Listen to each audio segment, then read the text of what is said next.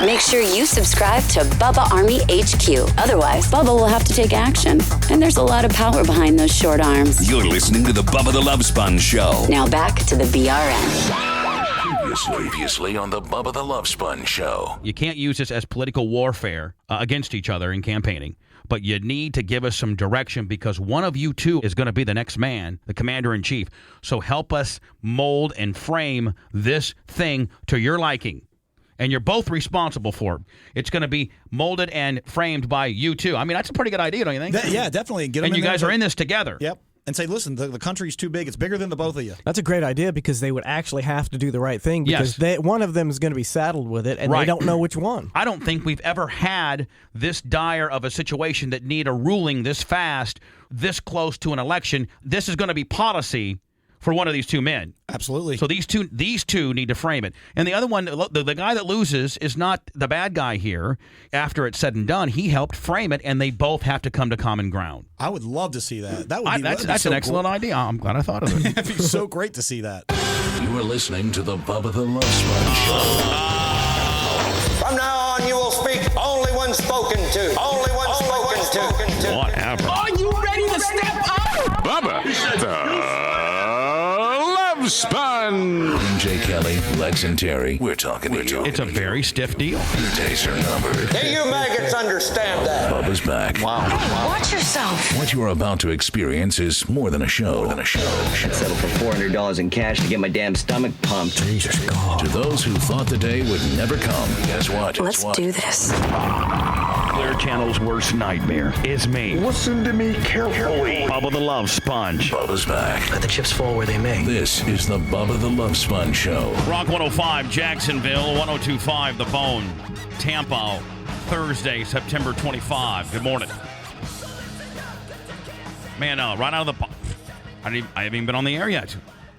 Right out of the box, people calling. What's something I'm missing? Did you? I'm not going to. Well, hold on. I better probably just Price is Right. Even what I was going to say, because I don't want even this to get me in trouble. Stand by. Hold on, Brett. I think you and Spice are up to speed on this announcement. Hold on here, kid. What the hell's my Price is Right? There we go. Thanks for the clarification. No problem. So Spice and Brent have been working 1 and 2 with the fine management of Rock 105 in Jacksonville. And we have a huge announcement to make Monday morning.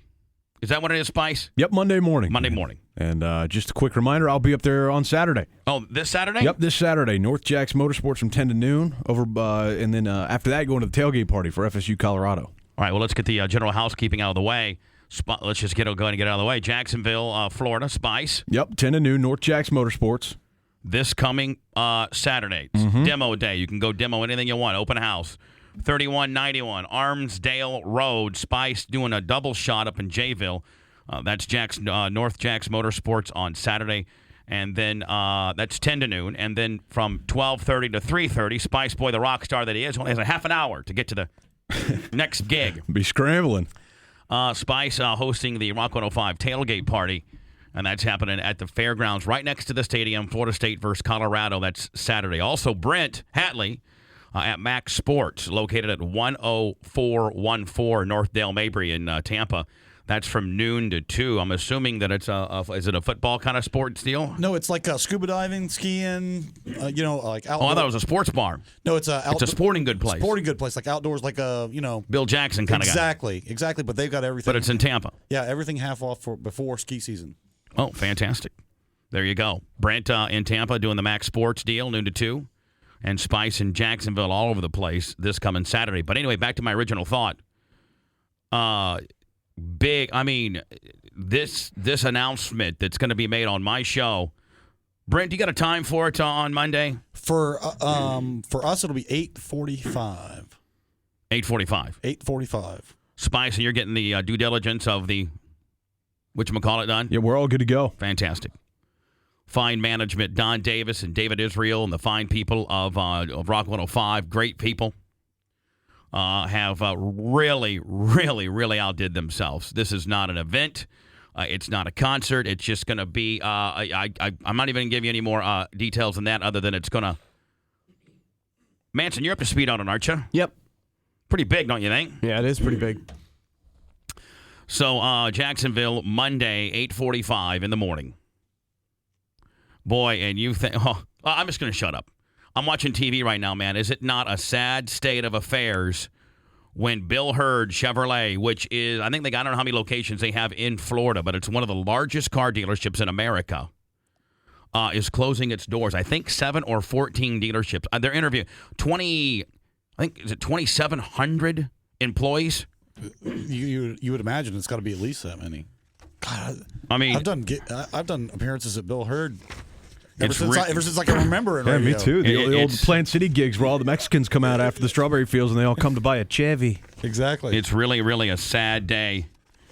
I need that $700 billion now. Yeah, you do. Now. You do. I need a Chevy. I'm a legal immigrant. I need a Chevy. I'm just going through just in the news today.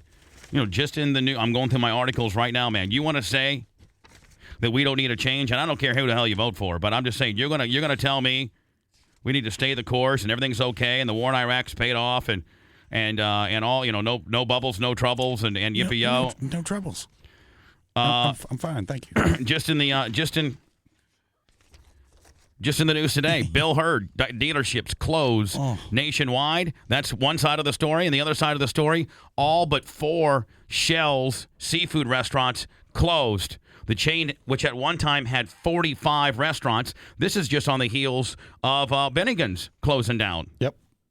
Bennigan's and Steak and Ale. Bennigan's and Steak and Ale. Now, is the Steak and Ale on West Shore still open right there? It looks like it maybe still is. I cannot tell. I can't figure it out. I was just trying to figure that out because that yesterday. mall's always so busy that you never know if it's not overflow parking or not. Yeah. I don't think it is for some reason. Bill Hurd employed 200 people in the Plant City area alone, 3,500 nationwide. That means, Nick Hogan, hold on, stand by. Sentences if they behave. It was time for a face-to-face discussion. And this time, President Bush... All right, whatever. Listen, I mean, do you know the economic impact that is in Plant City, in Polk County? I mean, 200 people now officially, as of last night, Wednesday, no longer have a job. And I mean, some of those are, salespeople that make great livings and mechanics. I mean, from the guys Service department managers. Yeah, from the guys the porters who wash the cars to the highest echelon, which would be the general manager of the dealership, probably ranging from, $15,000 salary to $400,000 salary. Gone. Oh, that's terrible. All 13 Bill Hurd dealerships across the country closed their door Wednesdays at midnight. Employees in the Plant City location knew times were tough, but admit they were somewhat caught off guard. Bill Hurd, the nation's largest Chevrolet retailer, employed 200 people in Plant City, 3,500 nationwide. Bill Hurd managers say to make money, the dealership had to sell at least 300 new cars per month. However, since the beginning of 2008, the Plant City dealership has averaged closer to about 100. In addition to all the jobs lost, Bill Hurd was also a big part of the community. The dealership sponsored local Little League teams. Bill Hurd even stepped up to help out when Plant City announced there wasn't enough money to pay for this year's 4th of July fireworks, making them a big player in the community that will be so sorely missed. Absolutely. I mean, is there any good news right now going on? No, not one shred, because the bad news is really, really bad. We have an interesting thing, and Spice, I'm going to go ahead and just throw it out during the show today. Probably not now this early, because I want to get into commercials, get way ahead, because God forbid I never am. But I'm just going to throw it out there. I'm going to play the data, Spice. Unlike the other show yesterday, where I kind of just said, "Hey, I did this. It's all me." I'm going to instead just throw the data out there and let people form their own opinion, because either it is because of our show, or it's just like Manson said, a huge, strange event and coincidence. A string of events, and just it's almost too coincidental, is it not? It's eerily coincidental, yeah. And so anyway, I'm going to throw that out. Probably in about an hour, I'll get into all that. But that's the Obama, McCain get together. And they're meeting with Bush today. And on Barack Obama's website, it announced yesterday that the call went out at 8:30. So anyway, and Barack Obama was in town last night. That's on the heels of me being able to boast and brag that we, this show, and every gamut, I'm sorry, all 4 of us, with the exception of Ned, or 5 of us with the exception of Ned, are huge. We like the change element of what Barack Obama brings to the table. And so we've made that very well known to the point of being censored somewhat because in my opinion, the RNC got a hold of some bigwig at Cox and told us to back it down about 400 notches because that is on the heels of them having the data before we got it. We didn't get it till 2 nights ago from Keith Olbermann's show. That's a national show. And the fact that Obama leads Florida by 2 points, and of which they're calling it the Tampa factor, leads by 6 in Tampa. So we were boasting and bragging and beating our chests yesterday saying that has to be because of us. One, because we're number one, have the largest rated show in this entire area.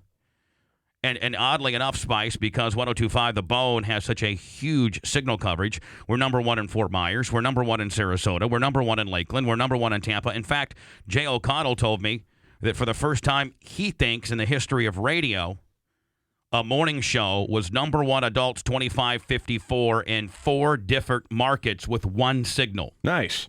So how about that, MJ, you little sawed-off narcissistic prick? I got something for you, too, you little dick. 20 new interrogatories sent over yesterday. Well, I got an idea about that last night. 20, I got to tell you off the air. 20 new ones yesterday. Of course, Judge Arnold, he's like, hey, you got to answer them. Thanks, Judge Arnold. Look at Bush. Looks like a deer in a headlight last night. Does he not? Oh. Man, so look at him. He followed a shocker on the campaign trail. Suspend my campaign and return to Washington. I'm going to suspend it. Global initiative. Suffering. I love it. Obama's like, look, man, return all you want. We're having that debate. What's that? Just because you're not ready doesn't mean I'm not. Yeah, we're having that debate, bitch. Did you hear what Brock said? Brock said, not only are we having the debate, bitch, but I mean, if you can't multitask as a president, you're going to have more than one thing on your plate at all times. The debate is one thing. The budget crisis is another. Shut up, roll your sleeves up, and let me whip that ass up in Mississippi, my friend. Let me ride out there. It's go time. Let me ride out there, get some of that McCain ass, kid. Hey, like 40 days out from the election, you can't just keep postponing debates. Isn't it very ironic they're going to have the first debate between like a black presidential candidate and a white presidential candidate Mississippi at the University of Mississippi, where they had to bring in the National Guard to let the first black student in? Exactly. I don't even know what I was talking about a few seconds ago. What was I talking about? Anyway. So we got on the air today. It's definitely because the Bubba the Love Sponge show factor as to why Barack Obama is up 6 in Tampa. So we got into that whole spiel, and then obviously these two come together. I got on the air yesterday at about 7:50.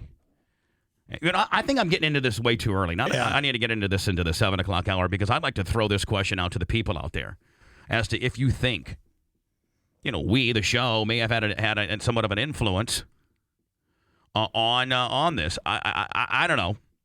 Unlike, the zookeeper, nut hut, Scott Shannon wannabe, narcissistic little Oompa Loompa asswipe over there across the street who would absolutely be ringing his bell that it's him.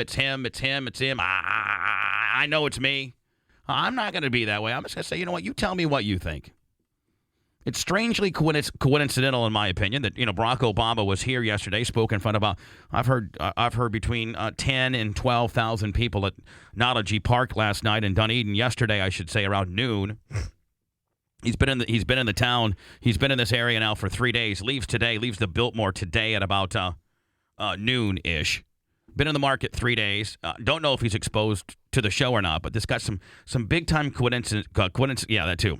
Coinky dinks. Yeah, that happened yesterday that I'd like to get your ruling on.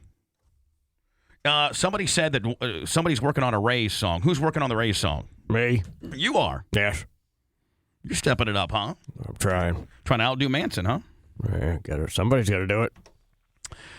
Mike from Winter Haven, hi. Hey, good morning. Can you help me out with this Bush speech last night? Well, I'm going to be honest with you, sir. I did not hear it. Brent may have. I listened to the whole thing. So go ahead. Go talk to Brent, my friend. I went to bed at 9:08. Let me give you a little recap of the Bush speech last night. The threat. If we don't do this bailout, we're going to face losing hundreds of thousands of jobs. I think he should just get on the air. Because he's such a liar, Local Mike. banks are going to close. Mike, hold on a second. Because Bush is such a numbnut, I think Brittany should just go, if we don't do it, we're all going to die. He might as well have said that. That's coming. We're all going to die. He pretty much parsed his words, so that's pretty much what he said. I take Mike, everything he says with a grain of salt. Mike. It doesn't matter to me. Mike from Winter Haven, if you don't vote for this bailout, you're going to die. Oh, yeah. Go ahead. Scared. Did he happen to pull out the terrorists will win if we don't do this? Hundreds of thousands of jobs. Local banks are going to close.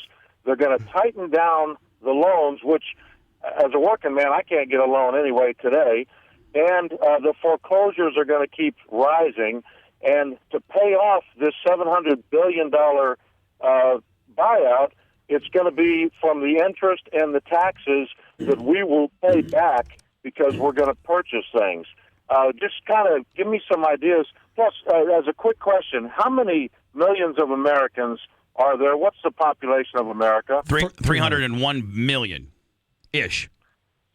Let me ask you a question, Mike. If Bush wrote each one of us a check for $10,000, if my math is right, that would be quite a bit of money. But give me the money, Mike. Give me the money. If you're going to just dole it out, give it to me, Bubba. I'll let you go. Thank you, Mike. Well, I didn't hear the speech last night, but I got to tell you this, man. The 3 times that he's tried to give the Americans money, or however many times he's tried to do it via his stimulus plan, being continually rolling back interest rates, trying falsely down to practically you can get money for nothing, right? But eventually, you got to pay it back eventually.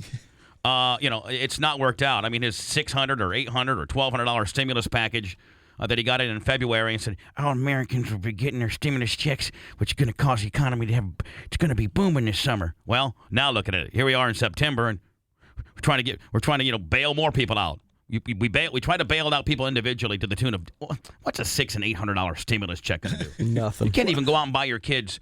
If you have 2 or 3 kids, man, it's going to take you that just to buy their school supplies for the year. I mean, come on. Now he's wanting to do this bailout deal, and so basically in the overview, you heard it and watched it, and I'm sure Manson did as well last night. It's disgusting. I didn't. I tried to pass out at 9:08.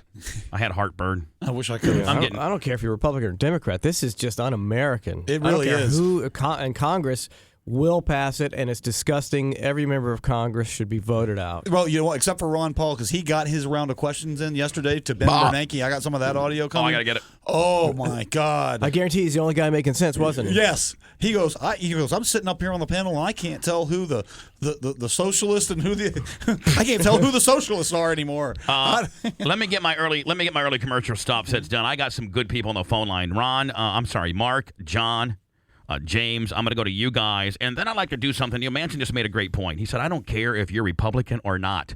This is not good. I'd like to talk to, like my mom, hardcore Republicans out there, but maybe are even McCain supporters. I could care less who you support.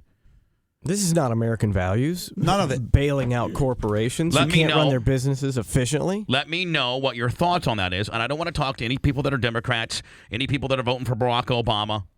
I want to talk to the people out there that are hardcore Republicans and your opinions on it. Where did we get into the Big Brother bailout business? I mean, I saw in the newspaper today, Spice, that the United States government is going to issue possibly $23 billion to the auto manufacturers and bail them out again. There we go. Let's just keep throwing out more money. Keep printing it. Until that machine breaks and we run out of ink and paper, print them some bitches up. Until that American gangster's out of office, man, it's going to continue and continue for the next 40 days. And I got to be honest with you, man. I think he's about 75% of the problem. But the scumbag Democrats, they're all American gangsters. Clinton, who was part of the D-Rag, he signed the bill in 99. Wall Street D-Rag. The scumbag Republicans in there, the guy from who's the guy from Phil Graham, Ted Stevens. Ted Stevens from Alaska, Senator Brownback from Kansas. All of them. Doesn't matter. You got a D or an R. Every last stinking one of them. All under the name of special interest and heavy duty lobbyists. They're all in bed together, man. They're all in bed. I mean, McCain's got the former CEO of Hewlett Packard, the woman. Carly Fiorina. That got a $40 million bailout, a $40 million golden parachute CEO clause, and 2,000 people of Hewlett. 20,000. I'm sorry, yeah. 20,000 people of Hewlett-Packard lost their jobs. And she, as a riding out in the sunset, got a $40 million golden parachute. There has got to be some kind of reform. I mean, if you're not, you don't even have to, you can almost be mildly retarded and say, you know what, if I'm a president and I have the power to push it through Congress or whatever, I need to do three things right now. I need to have oil. I need to close the Enron energy loophole, which stops oil speculation. One. I need to get a grasp on how much money we are sending over to Iraq and how much we're spending over there. The whole Iraq thing could be a whole subsection in itself. But let's just say, one, I'm going to close the energy oil speculation short sale loophole. That's number one. Two, Iraq. And that in itself goes to all the unappropriated money that we've spent, all the just the war in itself. And then three, Wall Street reform. And that is, from the way these CEOs are paid. The bottom line is, if you're going to be a company and you're going to be publicly traded, I know that you're governed by the SEC. Then there needs to be some. The D-rag needs to go. It needs to be ragged. Yeah, obviously. I mean, if you just go to those three things: oil speculation, the war in Iraq, and Wall Street reform / SEC D-rag. Just those three things alone could probably, Manson, wouldn't you agree, fix our country? Probably. Well, because with the oil and energy crisis, Brent, and the Enron loophole being closed, that brings the housing market back. If oil's not $137 a copy, but instead is $79 a copy, that gets the trucks back on the road. That gets the economy back up on the road. That gets gas down to $2.79 a gallon. Yep. If you're taking if you pretty much start analyzing what this war in Iraq has done to our country and costs our country, that's a possible $12 billion a month windfall for our country. And then if you do the the Wall Street reform, or start regulating it best through the SEC again, then you got these corporate raiders and these corporate CEOs that are not bleeding these companies dry, and people like us are not losing 50 to 80% of our 401ks. And people like the fine people of Hewlett-Packard aren't losing their jobs. I mean, just those three things. Now, I know I'm not a smart man. I flunked out of college. Well, with figures, you're pretty smart. When it comes to money, when it comes to money, you can count money. I'm almost a hillbilly Jew. You are. I mean, you can count money down to the penny. You know if anybody's nickel and diming you. But just I got a Bubba Palooza, man. I got those costs down to a penny, man. I can tell you almost what you're getting while I'm on stage. In fact, when I'm on stage doing my routine, I'm just counting. The airfare was this, hotel. I got to hope Manson didn't have room service last night. That's going to see limos over here, catering. Okay, I got it. Now, I'm not going to expand on this subject, but a bunch of good people on hold. Do not go anywhere, please. Go ahead. The listener that called us about credit default swap. Remember the guy from Financial? Man, was he onto something or what? Let me tell you something. I've Googled it and researched it and read all I can over the last couple of days, and I've got two of the people that know math better than I ever could. I got somebody who knows math. It's called Texas Instruments Calculator. Well, this is more complicated math than that. It's trigonometry. Oh, then I can't do it. So I've got two of the smartest people I know working on it just to see if the figures are right. But if this is all correct, this credit default swap, which Warren Buffett in 2002 said it's a financial weapon of mass destruction, when that bomb goes off, it's over. Because those numbers are in the trillions, not the billions. And it's money that doesn't exist. Let me get to my words. I got a bunch of great people. I got to talk to you people. Mark, James, John, Matt, Missy, Matt, Mark. Please hold. Please be patient. Please sit through these. I'll have you guys on the backside, please. Hi, this is Aubrey Huff from the Baltimore Orioles. Check out what happened when I visited the Bubba the Love Sponge Show at BubbaRaw.com. You're listening to the Bubba Radio Network. Wendy's 99-cent crispy chicken sandwich is made with all-white meat, because if it's not all-white meat, it's a gray area. And I don't like gray areas in my chicken. The 99-cent crispy chicken sandwich, it's way better than fast food. It's Wendy's.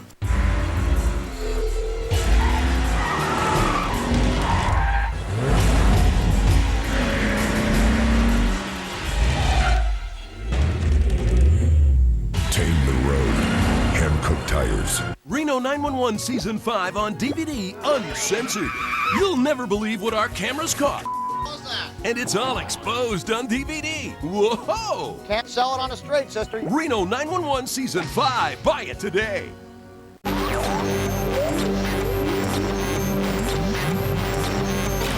reports are not intended to foster a belief in astrology, but merely to support people who cannot take responsibility for their own lives.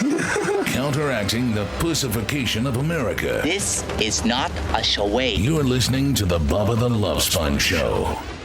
Hey, James, how are you? I'm doing pretty good, Bubba. Thank you for holding my friend.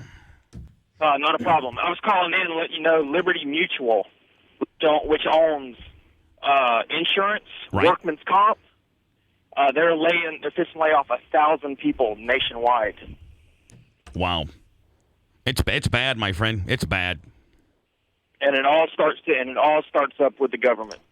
Oh yeah, it starts with the Congress. You know what? We need a complete abortion of the system. We need to hire anybody, Brent, that's not been a lifelong politician. Yeah. If you have how much experience, but we should actually use the experience thing against people as a negative. Go the other way on. Yeah. So you got experience being a politician? I've been in here 20 years though, buddy. I can't get you out fast enough. I've got more experience. That your opponent? Yeah, who's never been? He's got zero. That's why I got him in, baby. I could care less whether he's a Republican, independent. I don't care if he's the dog catcher. But I've been there longer. Yeah, but you've been shady for 20 years. Yeah. This guy hasn't been shady one day. So you say he's got no experience.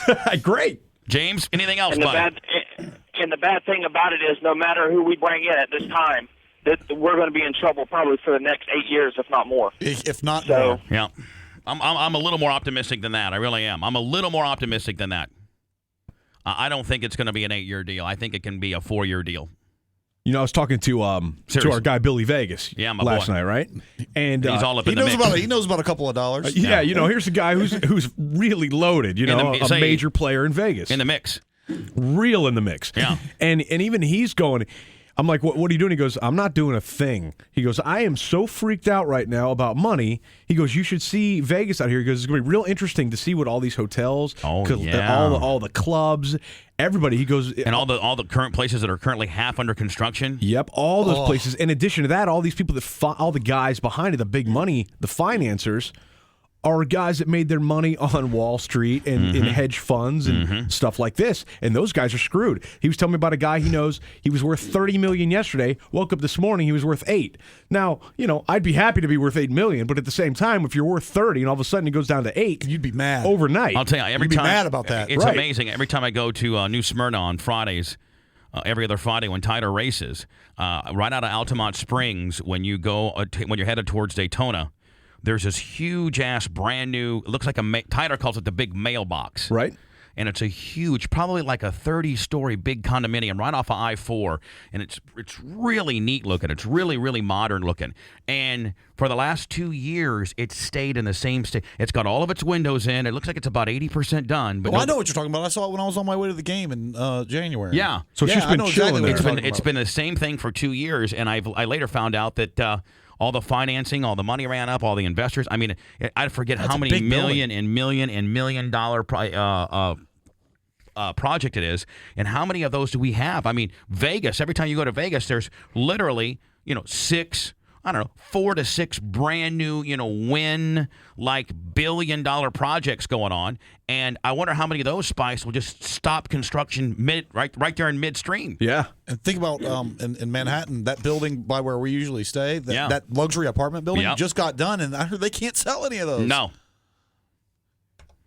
Everywhere you turn, man, you're effed, and more effed. John, Spring Hill, hi. Hey, Bubba, how you doing? Good, buddy. I just wanted to, people don't think that, that aren't really paying attention to the economy, man. They need to check out, their 401ks and their annuities and look how they're performing. Stop calling me on the phone, you mother. I don't need lack of performing. I don't need Spicoli from Raymond James to call me up. Yeah, but the sad part is about it. He's right. I mean, you know it firsthand. I understand that, but I don't need to waste my valuable radio time up telling me something that my 12th grade education already knows. Dude. I'm looking for people that know more than me, which is a lot of people. I'm so happy that I only had $40,000 in my 401k. Which you have about 12 in it now. Had 40,000. Nancy goes, I'm so lucky that at the peak I was at 40 and I'm down to 22,000. I don't care. I don't care. I bought property and saved my money. Wouldn't it be awesome right now if the government came to you and said, hey, listen, man, I'll give you 50 cents on the dollar for all your Social Security benefits that you've paid into. I'll take it. Peace out. Yeah, exactly. But now you're taking yourself out of the system now. Fine. But you know what? I don't want to be in your system. I don't want to be in your Your system. system sucks. My 401k, when I was down on my luck, in 2005, I took it out, and I was telling my wife last night, I said, guess what? Maybe we did that, but we made money on it now. Yeah. Mark, Tampa. Hi, buddy. Hey, congratulations on the ratings, and thanks for silencing the Republican stranglehold on the radio. Thank you, buddy. Thank you so much. Hey, Brent's got it right on. You guys are smarter than most, man. His exposure is probably $3 trillion on the swaps.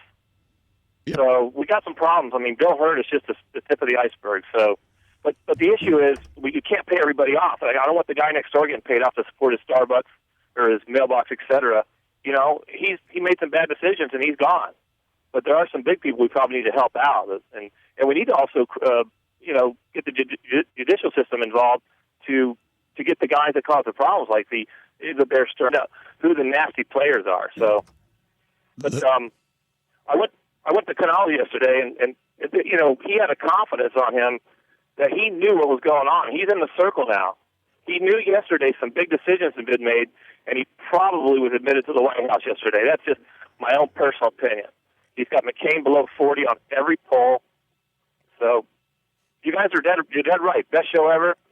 Happy for your ratings. You guys are on top. Man. And I hope that the Obama supporters around here, after hearing the news on Oberman on Tuesday night, that Obama is +6 in Tampa. You sound like a pretty well-educated guy. Probably pretty familiar with the radio landscape around here in Tampa, and I think you would probably agree that this program is really one of the only powerful programs that people listen to that are adamant about supporting Barack. Bubba, I now know it's crystal clear why they got you off the radio.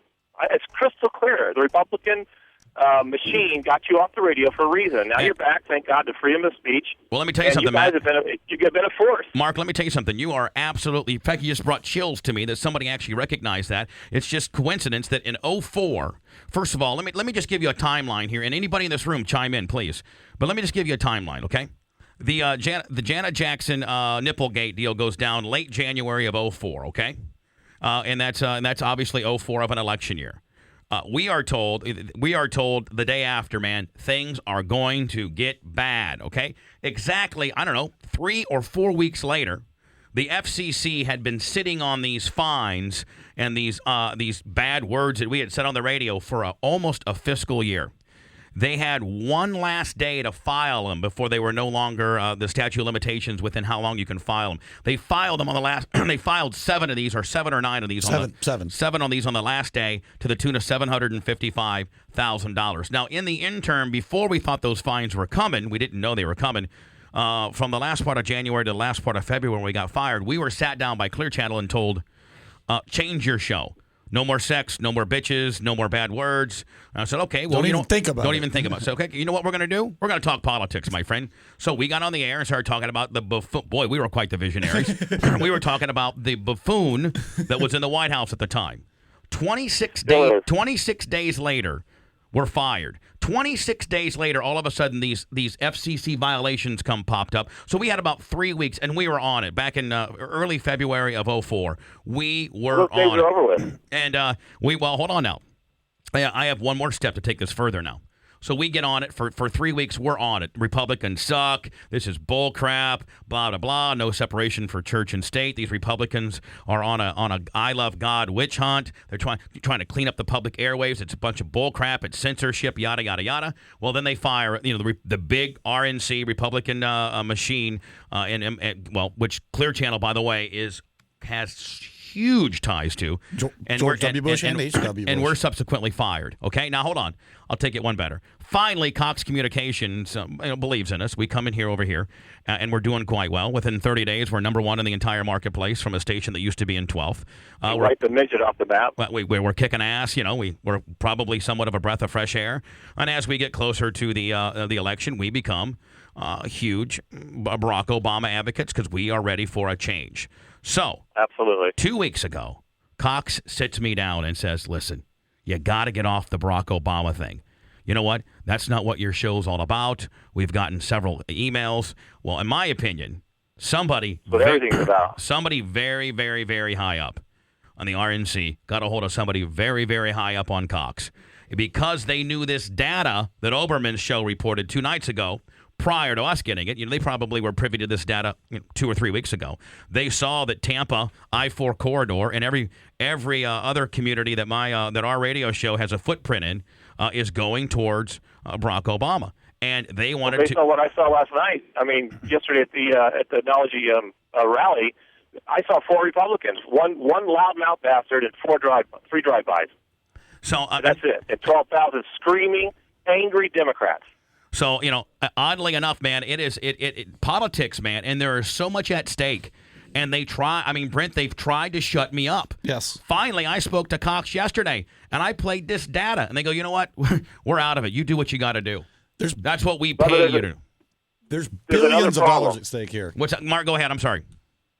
But there's another problem. I made phone calls the last 3 days to the 2 Florida senators and Bill Rockus and some others, and overwhelmingly, everyone of them told me that upwards to 90% of the people adamantly do not want a bailout of any form. However, Barack Obama and McCain have said it's going to go through. Even Barney Frank on TV last night said we're going to get it. We just don't know when. It's a done deal, but they're not listening to the people again. So like you said, I am praying for a cleansing on November 4th. Thank you, buddy. I appreciate it. Manson said it best today, off air. I'm disgusted by everybody, including Barack Obama. I think they're all a bunch of liars. They are. I think they're lifelong crooks. And I think the word scared is a little, it might be appropriate. I'm very concerned about what might happen. I'm thinking about jumping the border and going to Mexico. Well, that's what they're trying to do. They're trying to scare you. I'm going to pull the opposite. It's a crisis. They want to come here, I'll go down there. I'll go hang out in Mexico for cheap. Matt Ruskin, hi. Hey, what's up? Good. I'm really concerned about this bailout thing. I'm a lifelong Republican. I'm an NRA member, and it rips my heart out to see what these guys are doing. I was hurt. My back was hurt. And I couldn't make my mortgage payment. If not for my mom and my dad helping me, my family and I would have been out in the cold. And now these people that have skipped out on their mortgages with all these adjustable rates and these balloon payments and flipping houses, and when the housing market finally caught up with them, they get stuck. Now I am not going to get a piece of this big pie that they're so happy and willing to hand out. It really makes me mad. And I think that Ronald Reagan is turning over in his grave right now. The Republican Party is so far off track. The Bible thumpers have taken it, like you said, on a we love God witch hunt. It's horrible. Maybe they should spend a little less time. Horrible. Maybe the Republicans, and maybe the Congress and the Democrats and the FCC, and I'm not even going to say the Republicans. Maybe the government should stop worrying about maybe a few little cuss words on the radio, and maybe start worrying about that woman from Hewlett-Packard taking $40 million off of Wall Street. Maybe they should worry about that. Maybe we shouldn't worry about abortion, and maybe we should worry about other things. Now, I got to tell you, maybe we should not worry. Brent, go ahead. I'm sorry. I got to tell you, in this crisis, I've got to give more credit in the Congress to the Republicans. Bob Corker, Jim Bunning. Some of these Republicans are pushing back really hard on this bailout, and I'm happy with them. I don't really see the Democrats do anything other than want to push it through. Yeah, and the Republicans are really pushing back hard, and guys, don't stop pushing back. Sonny, can't let it go through. Sonny, Jayville, hi. Hi, how are you? Good, baby. Okay, I'm super nervous, so go easy on me. All right, honey, I'll go easy. I'll just stick to his head. Well, I'm a Republican. I'm a McCain supporter. However, I think I agree with the last caller that this is just disgusting, and I'm appalled with this government bailout. It is not capitalism whatsoever. Our country has always gotten by and been very successful on the principle of capitalism, and this is the exact opposite, and it makes me sick. I'm a single mother. I work 3 jobs, and I understand that I cannot afford a home, so I didn't go out and go get these mortgages that I knew I could not pay back through these companies like Fannie Mae and Freddie Mac because I knew I couldn't afford it. And now I have to pay with my taxes to bail these corrupt people and these corrupt CEOs who, Franklin Raines, what did he make, $90 billion in the 6 years that he was with the company? And now I have to bail him out when he lives in his big old mansion. Now, you know, Sonny, outrageous as to me. a lifelong Republican and a McCain supporter, which God bless you, whatever. But anyway, don't you think that this whole bailout concept and this whole bailout mentality maybe kind of started with the fact, kind of what we're doing to Iraq? We're bailing them out of these woes, and that McCain and I'm asking a question. We can have an educated argument or not, don't you? And McCain wanting to continue that trek of helping the Iraqis is just another example of bailing people out that we shouldn't? No, I personally don't see any correlation. Okay, between the two. That's fine. I mean, but what are we doing? These companies, Freddie and Fannie, are Democrat-based companies. They're very socialist valued companies. And Sonny, Sonny. Can I stop you? Can I give you some more data? You know what? No, hold on. Can I give you some more data? And may I just read the headlines of today's newspaper? McCain campaign chief. Yeah, Rick Davis. Rick Davis paid by Fannie and Freddie. Rick Davis, campaign manager for McCain, got $30,000 a month for well over 5 years, starting in 2000 from Fannie Mae and Freddie Mac. Now, for access to McCain. For access to John McCain. Again, I'm just giving you the data, sweetheart. I mean, you know, it's they're all scumbags. They're all in bed with each other. They're all in bed with each other. I agree. And listen, Franklin Raines and Jim Johnson, Joe Johnson, they've made millions, hundreds of millions of dollars. And who are they? They are the senior economic advisors for Obama, but you won't hear that in mainstream media, will you? You just want to hear about who works with McCain. Everybody's made money off of this. It's just ridiculous. I appreciate your call, Sonny. You just be careful now, and you know what? Keep doing what you're doing. Be a strong single mom. You're a very, very, very special person. Thank you very much. Bye now. McCain campaign chief, paid for by Fannie and Freddie, almost up to the time it was taken over by the government. Within a few days, in the nation's financial crisis, one of the two housing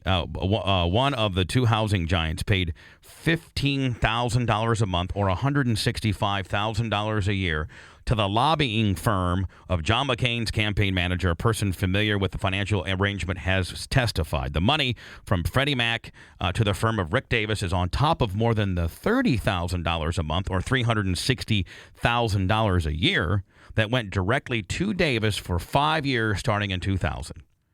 The $30,000 a month came from both Freddie and Fannie, the housing entity now under the government's control, for access to John McCain.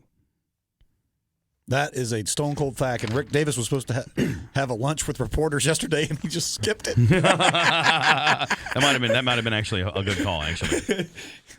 Don't forget, you fine people of Jacksonville, as you are waking up this morning, we have an announcement. And I hope, Spice, I hope to God this does not leak out.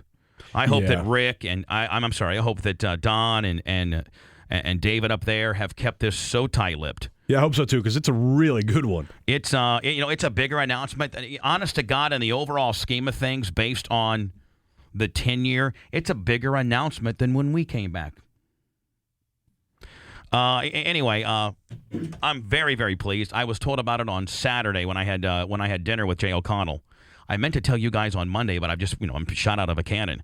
But you fine people of Jacksonville need to be. Is it 7:45 or 8:45? 8:45. 8:45 Monday morning. 8:45 Eastern Monday morning. Right here on Rock 105. I have an announcement that is that's going to make your jaw drop. It's not some stupid concert. It's not some contest. We got a concert announcement that's going to drive you insane. That's right. What was that band here? The local band Sabotage? Sabotage is doing a Florida-only reunion tour starting in Jacksonville. They're back. Fred Durst will be there as well. Limp Bizkit. What are the good bands that come out of Jacksonville? Limp Bizkit, or Fred Durst, I should say. Limp Bizkit, Shinedown. Cold, Yellow Card. I mean, there's a lot of bands. First of all, it has nothing to do with bands, nothing to do with a concert, nothing to do with the Jaguars moving out of nothing. It's something that you will never in a million years guess. But when I tell you at 8:45 on Monday, you're going to be like, "Holy crap!" It's pretty good stuff. I'll tell you that right now. So 8:45 Monday morning, right here. Ned, you're all for it, aren't you? I mean, you're like, oh yeah, you're very very excited. Huge. Earl, Jayville, hi, buddy. Hey, Bubba, how you doing? Good, thanks. Yeah, I'm a little nervous. The first time I've ever called a radio show, but I'm very passionate about this. Thank you. I'm a McCain supporter. I think that Barack Obama is being very deceptive in some of the things that he wants to do with our money. He's got over $1 trillion on his economic spending plan, and he wants to use our tax dollars to put some of his spending into fruition. But Earl, can I stop you? Earl, hold on, let me just say right now. Yes. You can spiel all you want. I'm not gonna argue with you. The problem in itself is us Americans are so enamored with our tax dollars, and it goes for both candidates, Earl. It really does. I'm not just singling out McCain or Barack Obama. It goes for the current buffoon that's in there now. But we're so enamored with this word tax cuts, and we're so enamored with tax dollars. It really doesn't really mean anything. They're going to do what they want with the money. They can tell you they can tell you and me and Brent and Spice and Manson and Ned, the next guy, hey, I'm going to give you a tax cut, when really we're not getting one. And they can say, you know what, we're going to raise your taxes, when really they're not. You know what? It's misappropriation it's misappropriation from A to Z, and it really is. And we're so enamored with the one candidate that gives us tax cuts. It's really a joke. Don't you agree, Brent? Yeah, it's a joke. It's a joke because government spending's out of control, and Congress is who controls the purse strings anyway. Anyway, Earl, go ahead. Exactly. I didn't mean to cut you off. Go ahead, buddy. No. My thing is I'm 35 years old. I paid into a Social Security that I'm never going to see a dime of. Give me that money back. Give me that 50 cents on the dollar that you were talking about. Well, you ain't getting it back. Let me have that money back. You'll never get it back. You'll never see a dime. You know who borrowed? I've paid 120. They give you those little reports every year, right? Every year, yep. I've paid $125,000 into the system over my lifetime. If they would say, Bubba Clem, I'll give you $52,000, or I'll take 10 right now. And you know who? And you're out of the system, big boy. You know who was the first to borrow? George W. Bush borrowed against the Social Security Fund. You're right, and I don't support that. No, but the idea that we're everybody wants to blame the war. We're only spending $12 billion a month on that, but Barack Obama wants to give $100 billion to solve world poverty. And you know what's really great about the whole thing? And you talk about federal income tax, et cetera, et cetera. It's unconstitutional to begin with. Yep. I mean, at the heart of the matter, it's unconstitutional to begin with. An unapportioned tax, you're right, is unconstitutional. A tax on your income. Yep. Is that you can tax goods and durable and services. Right. We talk about cutting taxes, raising taxes. It's all BS because it's illegal what they're doing. We're so broke. We're so it's screwed. Our federal government sticking a gun to our head, telling us, give me your money. That's exactly right. Earl, man, thank you so much for your phone calls. I almost just want to kind of frolic through the rest of my life like Ned. Hi. Ned could. Ned could care less. Who wins? He's winding it down. He's worried. Blah blah. Ain't gonna matter one lick of difference. You idiot. Ned's concern is this: when's the show going to be done? How fast can I get to the bar for the 4 hours that I spend between your two shows? And am I going to be able to make it to and from without getting busted for a DUI? And what's my weed inventory for the weekend? Now, those are real problems, my friend. Exactly. Dodging the cops, being able to pass a field sobriety test. Those are things that I can affect. Those are things that are directly on your shoulders, my friend. That's right. What size? I don't give a crap about nothing else. What size and bag and quality of hemp do you have in your possession? I don't know what you're talking about. What type of personal items can you bamboozle the fine listers on eBay and collect on? Yeah. I mean, those are things that truly can be affected and determined by you. Those are things that matter. Not this BS. 700 billion, trillion. Who gives a crap? War, schmore. I mean, you're a veteran. You served your time. I've done my time. I'm partying, man. I'll never forget you. Bubba. I love you. You're what it's all about. What are you talking about? The Bubba Radio Network returns after this. Did you know every Sunday a football fan goes without watching their favorite player? According to a recent study by DirecTV, over 50 million fans live away from their team. It's a condition known as displaced fan syndrome, or DFS. I first contracted DFS when Peyton moved to Indianapolis, then again when Eli went to New York. Thankfully, DirecTV has a cure. Never miss a moment of your favorite team. NFL Sunday Ticket only from DirecTV. Every game, every Sunday. Help fight DFS. Make the call. Why are you guys drinking Coke Zero? We're not. We're drinking Coke, buddy. But it says Coke Zero on the bottle. Well, they must have messed up then and put Coke in the wrong bottle.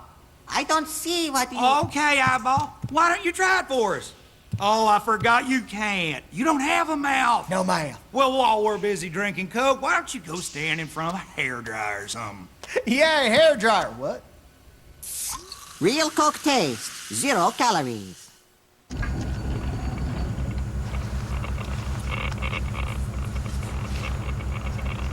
What are you doing? Somebody left these new Starburst gummy bursts in here.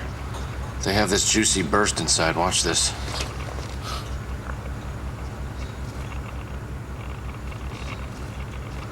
We have to get in there.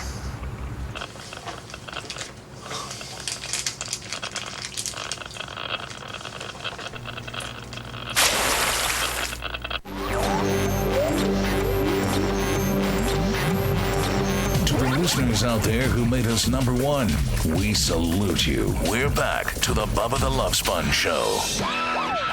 Previously on the Bubba the Love Sponge Show. 25 Cent is making his way to look at this. Look at this. Look at that broke-ass Bootsy Collins. Broke-ass Bootsy Look Collins. At him. Look at you. Now, here's the deal, 25. You were late. Does your mic work? Yeah. Yeah. Yeah. I think it's working. Yeah. Hey, I don't want to see your crotch. Can you put your legs together? Man, it's like a jungle down there. But you want me in pink panties. What's that? You don't want to see my crotch, but you want me in pink panties. Now, here's the deal. You have to sit in here until every one of these balls are thrown, okay? So however many that is. Nah, man. Don't argue with me, bitch. I'm the boss. You're the late employee, so shut up. There's our HR department, ladies and gentlemen. That's a beautiful thing, isn't it? You're listening to the Bubba the Love Sponge When am I going to learn, Brent? Brent, there is hope for you single fathers out there. Believe me, I know your pain that could be possibly involved in a child custody battle, or the mom always gets primary custody just because it's the way of the land. Well, not even when you're a big-time celebrity, because Sharon Stone's ex-husband, editor Phil Bronstein, is now going to have primary custody. Shall be the actual quote states they shall be should have permanent and sole physical custody of one Roanne Joseph Bronstein, despite Stone's plea in court to have an arrangement modified according to a court order related to the September 12th child custody hearing. The court found that Bronstein can provide a more structured provide a more structured and consistent, stable, secure home for the child. The order is permanent unless a change of circumstances, meaning if Bronson moves out of San Francisco. The couple divorced in early of 2004. Stone, age 50, adopted Rowan a week after he was born. This isn't even the biological kid. No. Stone has 2 other adopted sons. Bronstein announced that he was leaving his job as an executive vice president and editor of the San Francisco Chronicle to take an editor-at-large position with other newspapers, so that he could spend more time at home with the kid. Well, she tried to take the guy back to court. The judge said, "I'm glad you're feeling good, my friend. Not only am I going to make a hell of a ruling, you know what? You're no longer going to be the primary custodian." They made that ruling in California? In California. That's unbelievable. Let me tell you, the way of the land is shifting. I'm telling you, it's moving at a glacier's pace, but the way of the land is shifting, man, where fathers are having more and more rights. And you're seeing more and more fathers getting primary custodialship of their kids, which I applaud. Ned, you got something for me. You have an offering for me, and you wrote on your note, "This is Ned, not Manson. Please emphasize that I'm working 2-to-1 to him." What does that mean? That means I'm coming up with lots of stuff. I'm working hard. Manson's on a political deal right now, okay? It's a tough schedule. Unlike I'm having a hard time dealing with the schedule. Unlike you, Ned, who doesn't care about politics. A lot of time on my hands. Manson's a little bit worried about stuff. He doesn't have time to worry about, do his job. Doesn't have time to do his job. Is that what it is? Well, hold on. Then you know what? It may not have. Did you finalize this and burn it and check it? I finalized it. I burned it, and I checked it. All right, make sure. Sometimes this machine does not read. It might be munching on it right now. It's thinking, blinking, still blinking, still thinking. Jesus Christ. Still no answer. Still thinking. Yellow. It says, no disc, no dice. Hold on, Ned. Let me try another machine before you flip out. It's really ruined the spontaneity of this bit, is it not? You want to take the rest of the day off? I do. I got to go to the bar, drown my sorrows. Brent, you can't ever, like some employees, you can say, hey, you can shame them into feeling bad, but like, hey, you want to take the rest of the day off? Be like, no, I'm fine. With Ned, man, you don't before it's out of your mouth. He's gone. He's out. His car's already started. He's got like one of those old-time, remote. Remember back in the 80s when you had a remote control that can start your car, Brent? Oh, yeah. You thought you were real cool? That's what Ned's got. One of those Clifford alarms.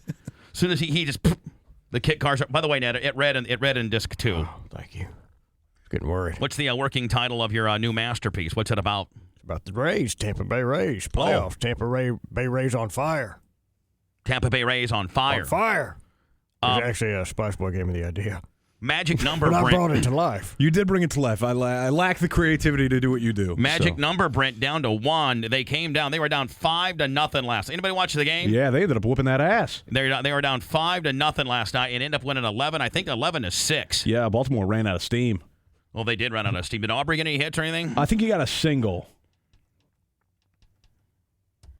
Let me. This is the news excerpt. This is Fox 13 from the Ray and Orioles last night. Magic number 1. They have a day game, Brent, at 1:00 today in Detroit. They could, if they want, we can know by 4 or 5 o'clock as to whether they're the ALSC champions. Yeah, well, they're the East champions. It's elementary at this point. I mean, they're going to win the division. They got 3 or 4 versus Detroit. I think they only have 4. I think 4. I believe. Well, it keeps on coming, doesn't it? You're incredible. Unreal. And I love John Wilson. Good guy, man. Yeah, 4 at Detroit. They're playing at 105 really today. are. Just when you think. Now, do you put your best team forward today and try to get it done, and then give the guys 3 days rest? Yes, and absolutely. Put the rooks in. You try to get it done today. You don't want to make this go on very long, do you? No way. And you give the boys a rest. Yep. Especially your pitchers. Did you see Longoria take one in the ribs last night? No, it was more in the stomach. Was it? Yeah, it was like right across, like you're standing. Did you see that, Spice? No, I didn't see that. Right here. When this, they did. Yeah, I would get choked up about it too, honestly. I think Joe Maddon's probably swallowed a few times watching tonight's game as a Rays. Ned, how hot is that? Joe Madden may have swallowed a few times. I don't know what you're talking about. Let's go deeper into their season, and it started looking like they were going to be playing in October. The team goals changed. Are they at 96 wins now? 96 and 62. They could, if they took 3. They could, if they took all 4, they'd win 100 games. Now that is a plateau. That's huge. And, well, first of all, the first plateau is usually 90, isn't it, Brent? Yes. Between 85 and 90, you're going to usually be a wild card team. You're based on how hot your particular division is, but usually 85 and 90 is first of all, 500 ball from a team like the Rays would have been a victory. I heard Ferg talking on the air yesterday, the guy from Ferg's. And you got to give that guy credit, man. He has hung it out, man. He has been there for 4 years, Spice. Dude, poor Ferg. Yeah, he's been there when, like, nobody was at the games. Poor Ferg, man. He used to just basically close up shop unless the Yankees or the Red Sox were in town. I love that guy. Brent, you guys had a little party over there for your class reunion one time. Yeah, Ferg's a great guy. Me and Coco and Craig were all there. But anyway, listen, man. Poor Ferg. He's been there for 10 years. So if there's a businessman, if there is a local business that needs to be rewarded and hanging out there, it's got to be Ferg's. Yeah, if you're going to the playoffs, stop by Ferg's and have a drink. Yeah, it's within walking distance, man. It's just right there. Poor Ferg, man. Times have been tough. So I heard Ferg saying, man, our first plateau ever, being the kind of unofficial, official bar next to the stadium, which is called Ferg's, next to the Trop. He's like, we've always just yearned to be 500. He goes, so when the new management came in and we had this influx of a new enthusiasm, we're like, man, you know what? I think this year, the 2008 baseball season, could be the year that we actually hit 500. He goes, and then as we started kind of winning this year, we was like, you know what? If we could win 10 games over 500 and be like in the, 500 would be, 10 games would be 90 over 500-ish. Yep. And now, there's a small chance that they could be 100-game winners. Yeah, they got to win all 4, and they would be 100 on the nose. 100-game winners. To seal up a playoff spot, they wanted to win the division, and they want the best record in baseball. They want all 3 of those things because they want home field advantage through the playoffs. Pick it up in Baltimore tonight. Baltimore jumps out quickly. Nick Markakis drives it through. It finds a hole. Brian Roberts scores. O's jump out to a 6-0 lead. lead. But in the fourth, Gabe Gross with the bases loaded walks to bring in a run. Carlos Pena scores 6-1. Then the bases still loaded for Eric Hinsky. That brings in Longoria, and it's 6-2. Baltimore still up by 4. Is it me, or does Longoria look like Mark Wahlberg? It's you. I got to, no, he looks just like Mark Wahlberg. I swear he does. Except bigger and stronger. Well, yeah, of course. He's come back and score 5. Hey, the guy who does my gym equipment for the Clem Gym, he does Wahlberg. I guess Wahlberg has a gym that makes our gym look like I saw pictures of it. Child's play. It's like a 2-level. It's 2-level. It's green. And, Brent, I mean, I'll get pictures of it. It makes ours look like, honest to God, romper room. Well, if you were Wahlberg, then we could have that gym. Yeah, I'm not. Runs in the fourth inning in Baltimore's 6-0 lead. Is that a dig on me a little It's not a dig on you. I'm just saying that. I got to thinking about it. A little bit. I'm like, Wahlberg, buddy. Like, you kind of gave me like almost not a double, but at least a single tall man there. I mean, you're no really. Wahlberg. That's what he said. I'm just saying Wahlberg's got TV money. You're no Marky Mark. Well, he doesn't have Marky Mark money still. So we're 3 games up with four to play. Pretty much. The wheels would have to come off. Which is not going to happen. He drops it just not against Detroit. What's their record? Detroit is 71-86. They're 15. They're the last place in the Central. I'm looking at Wahlberg's gym. It's great that they kicked ass against Baltimore because they could have easily just collapsed. This could have been a late season collapse. Right. I'm looking at Wahlberg's gym, man. They took all 4. You're no Wahlberg. Manson, look at that. Look at that gym. They took all 4 from Baltimore, did they not, Brent? Including a doubleheader yesterday. They sure did. Look at this gym, dude. Yeah, it's unbelievable. It blows mine away. I have gym envy. Man. My guy did tell me I had the second nicest gym he's ever built before, though. Hey, the best part is, though, on this site, you're on the site, this guy's site. Yeah, but it's not my new gym. It's my old gym. And then they got Ira Dean. Some guy from like one. He's got one treadmill in front of him. Yeah, he's got like one Precor. That's it. What's the big deal about this guy? Shades of last night in the 8th, and the Rays keep their foot on the gas in the 6th. Aki Urmura, watch, with 2 on, triples, 7-6 Rays. They are on their way to sweeping the Orioles. The score right now 11-6 in the bottom of the 9th with 1 out. Did Percival come and save it, or they put somebody else? Probably not. Probably not because it wasn't a save situation. The old timer's losing his steam, though. He is. He's over 40. What do you want from him? But you know what they need to do for Percival? They need to take him off the reliever deal. They put Balfour up there, and let Percival be a holder. Let him be a setup guy. Let him be like a 6'7" kind of guy. Yeah. After Casimir comes in, Shields guards. Let him get in there. He's a righty. Let him go in. If you got a couple of good, strong righty hands, have him come in there, gas him up at 96, because it's usually straight down the middle, and it's fast. Don't let the game hinge on him. I don't know if you switch in midstream now, but to me, man, you put J.P. Howell and Balfour as your 2 guys. With Balfour being the crazy bit, he's like he talks to the ball, he talks to himself, and it's clear to see. It's clear to see what he's saying. You're reading his lips. Yeah. All he's doing is cussing at himself. He's going F constantly. Mother F. And he goes, give me the effing ball. You can see him, look at the ball. I love that guy, man. Let's go through the room. Who's your favorite Ray? My favorite Ray would probably be either Balfour, or I like Navarro, man. I think he's an unsung hero. Deanna Navarro. My favorite Ray. My favorite would be Balfour, probably. My favorite one is definitely Navarro, because without a good catcher, you are done without a good catcher. Spice, who's your favorite Ray? I'm not a fan of any of players, but on a personal level, I would say Spice try to mark us out like we're a bunch of marks now. No, I really don't. I'm just not a fan of athletes. I just don't see the big deal. But sure. But on a personal level, I'd say Gomes. Agassi walk in here without a shirt on and get back to me, or how about David Beckham? I was like 8 when I liked Agassi. Answer the question. Gomes, I told you. Oh, Gomes. Yeah. Well, he's my favorite Ray too. Yeah. Talking about a guy in the starting lineup. So Gomes would be my favorite. Gomes or Rocco. Rocco's had a pretty good story this year. Yeah. Manson, who would be your favorite Ray? Balfour. Yeah. He brings it. Ned? Cliff Floyd. Why? I don't know. He's just rugged. He's a wily old veteran. Yeah. I thought you'd be like in Madden, maybe a little bit. He's not a player. Kind of is. Oh, he's a player, all right. He's a player. I've heard. I've heard. Really? Ned, what's the working title of your song here, my friend? The Tampa Bay Rays on fire. Start and stop. First run, Willies. Stand by. Little Billy Joel deal, huh? Of course. And this was your idea, huh, Spice? Yeah. You were the brains, and Ned we'll see where he took it.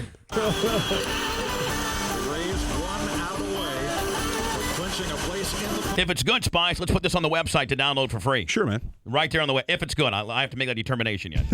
I want it to be good before I See, Ned, he could still possibly take a giant poo on it. Easily. Yeah.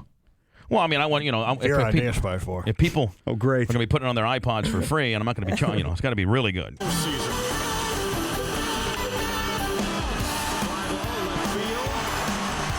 You got the makings of a good deal. You got the setup. You get the setup from the national feed.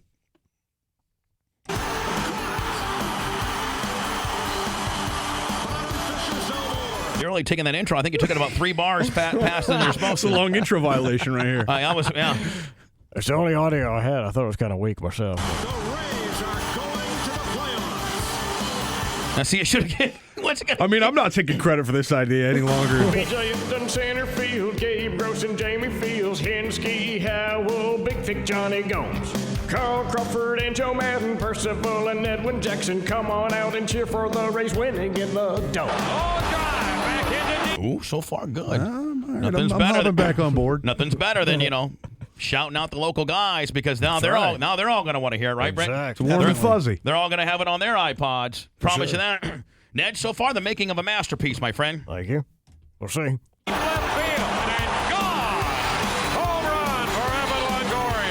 Lots of wins, but not too cocky. Love that little tiny yucky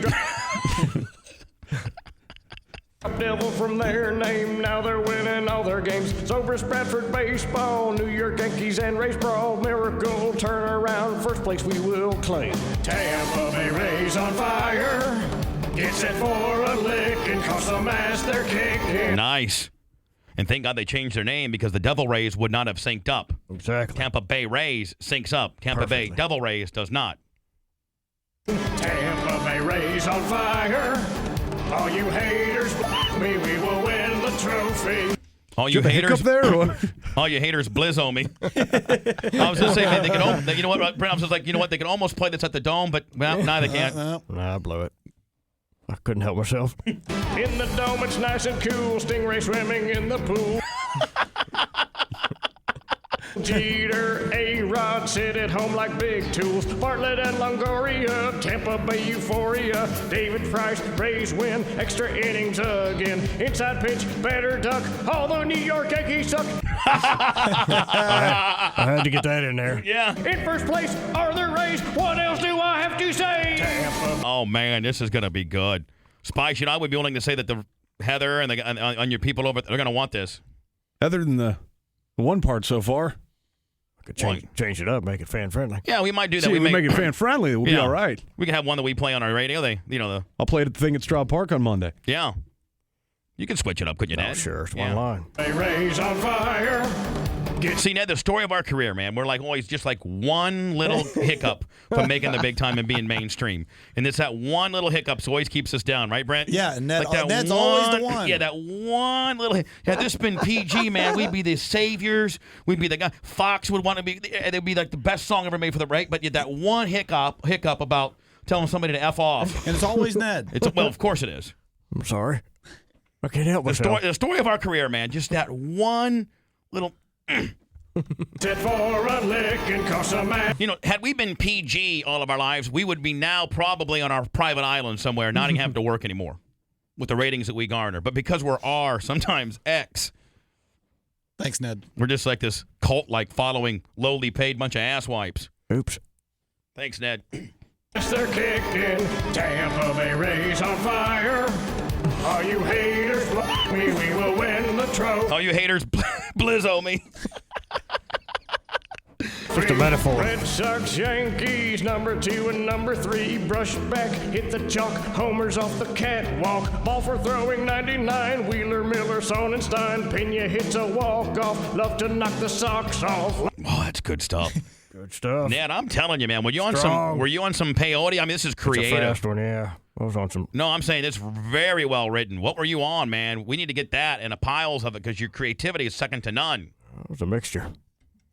It was a narcotic. It was a concoction. A narcotic cocktail, if you will. Oh, it was a cocktail. A narcotic cocktail of creativity. It was a party.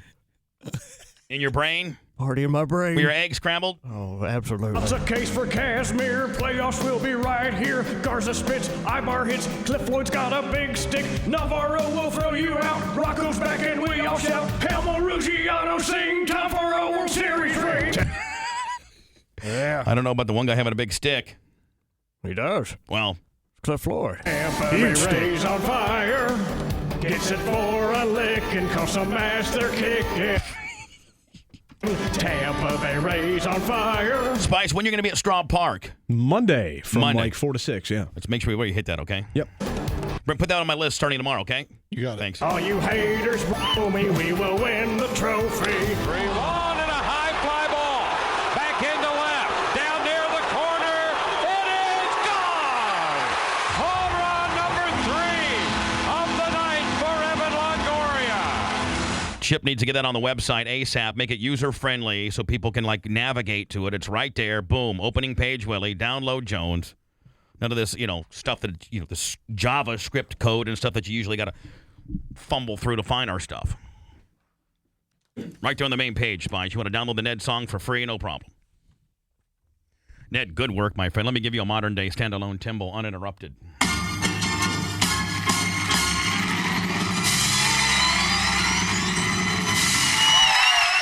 I want to stay on time because I pretty much am today, Spice. I'm going to get into the Obama, I wouldn't say Bubba conspiracy theory, but I'll get into, just a lot of coincidence happened yesterday as the day developed. And I'd like to throw it over to you, the fine listeners, and get your opinion about it. Coming up next. Hey, somebody needs a hug. The Bubba Radio Network returns after this. My new computer started out fast, really fast, but now it's only kind of fast. Hold on, let me check my email. It's not loading. Let me try this again. If your PC doesn't run like it's supposed to, if your internet connection is unreliable, even on a so-called fast connection, even if your brand new computer isn't as fast as it ought to be, you might not have any real problem at all. FinallyFast.com free performance test will immediately diagnose any hidden problems and show you how to get more speed on any computer. Plus, FinallyFast.com provides you the software you need to get your computer up to peak performance by getting rid of all the nasty junk files, spyware, adware, and registry errors that make even the best computers freeze and crash. Find out why Ascentive has been featured in Newsweek, Forbes, and the Wall Street Journal. You could save hundreds, even thousands of dollars by taking the Finally Fast performance test first. I'm booted up. What's that URL I should look at? FinallyFast.com. Hey, my computer's fast. Finally. FinallyFast.com. On July 19th, Anderson the Spider Silva takes on light heavyweight James the Sandman Irvin, and you'll see it live and free on Spike. Plus, 5 other great fights featuring Brendan the Truth Vera and a lightweight war between Hermes Franca and Frankie Edgar. UFC Silva versus Irvin live nationwide. Go to UFC.com now and brush up on your Anderson Silva history. See Silva versus Franklin from UFC 64 free. And July 19th, it's Silva versus Irvin live and free. 9 Eastern, 6 Pacific, only on Spike.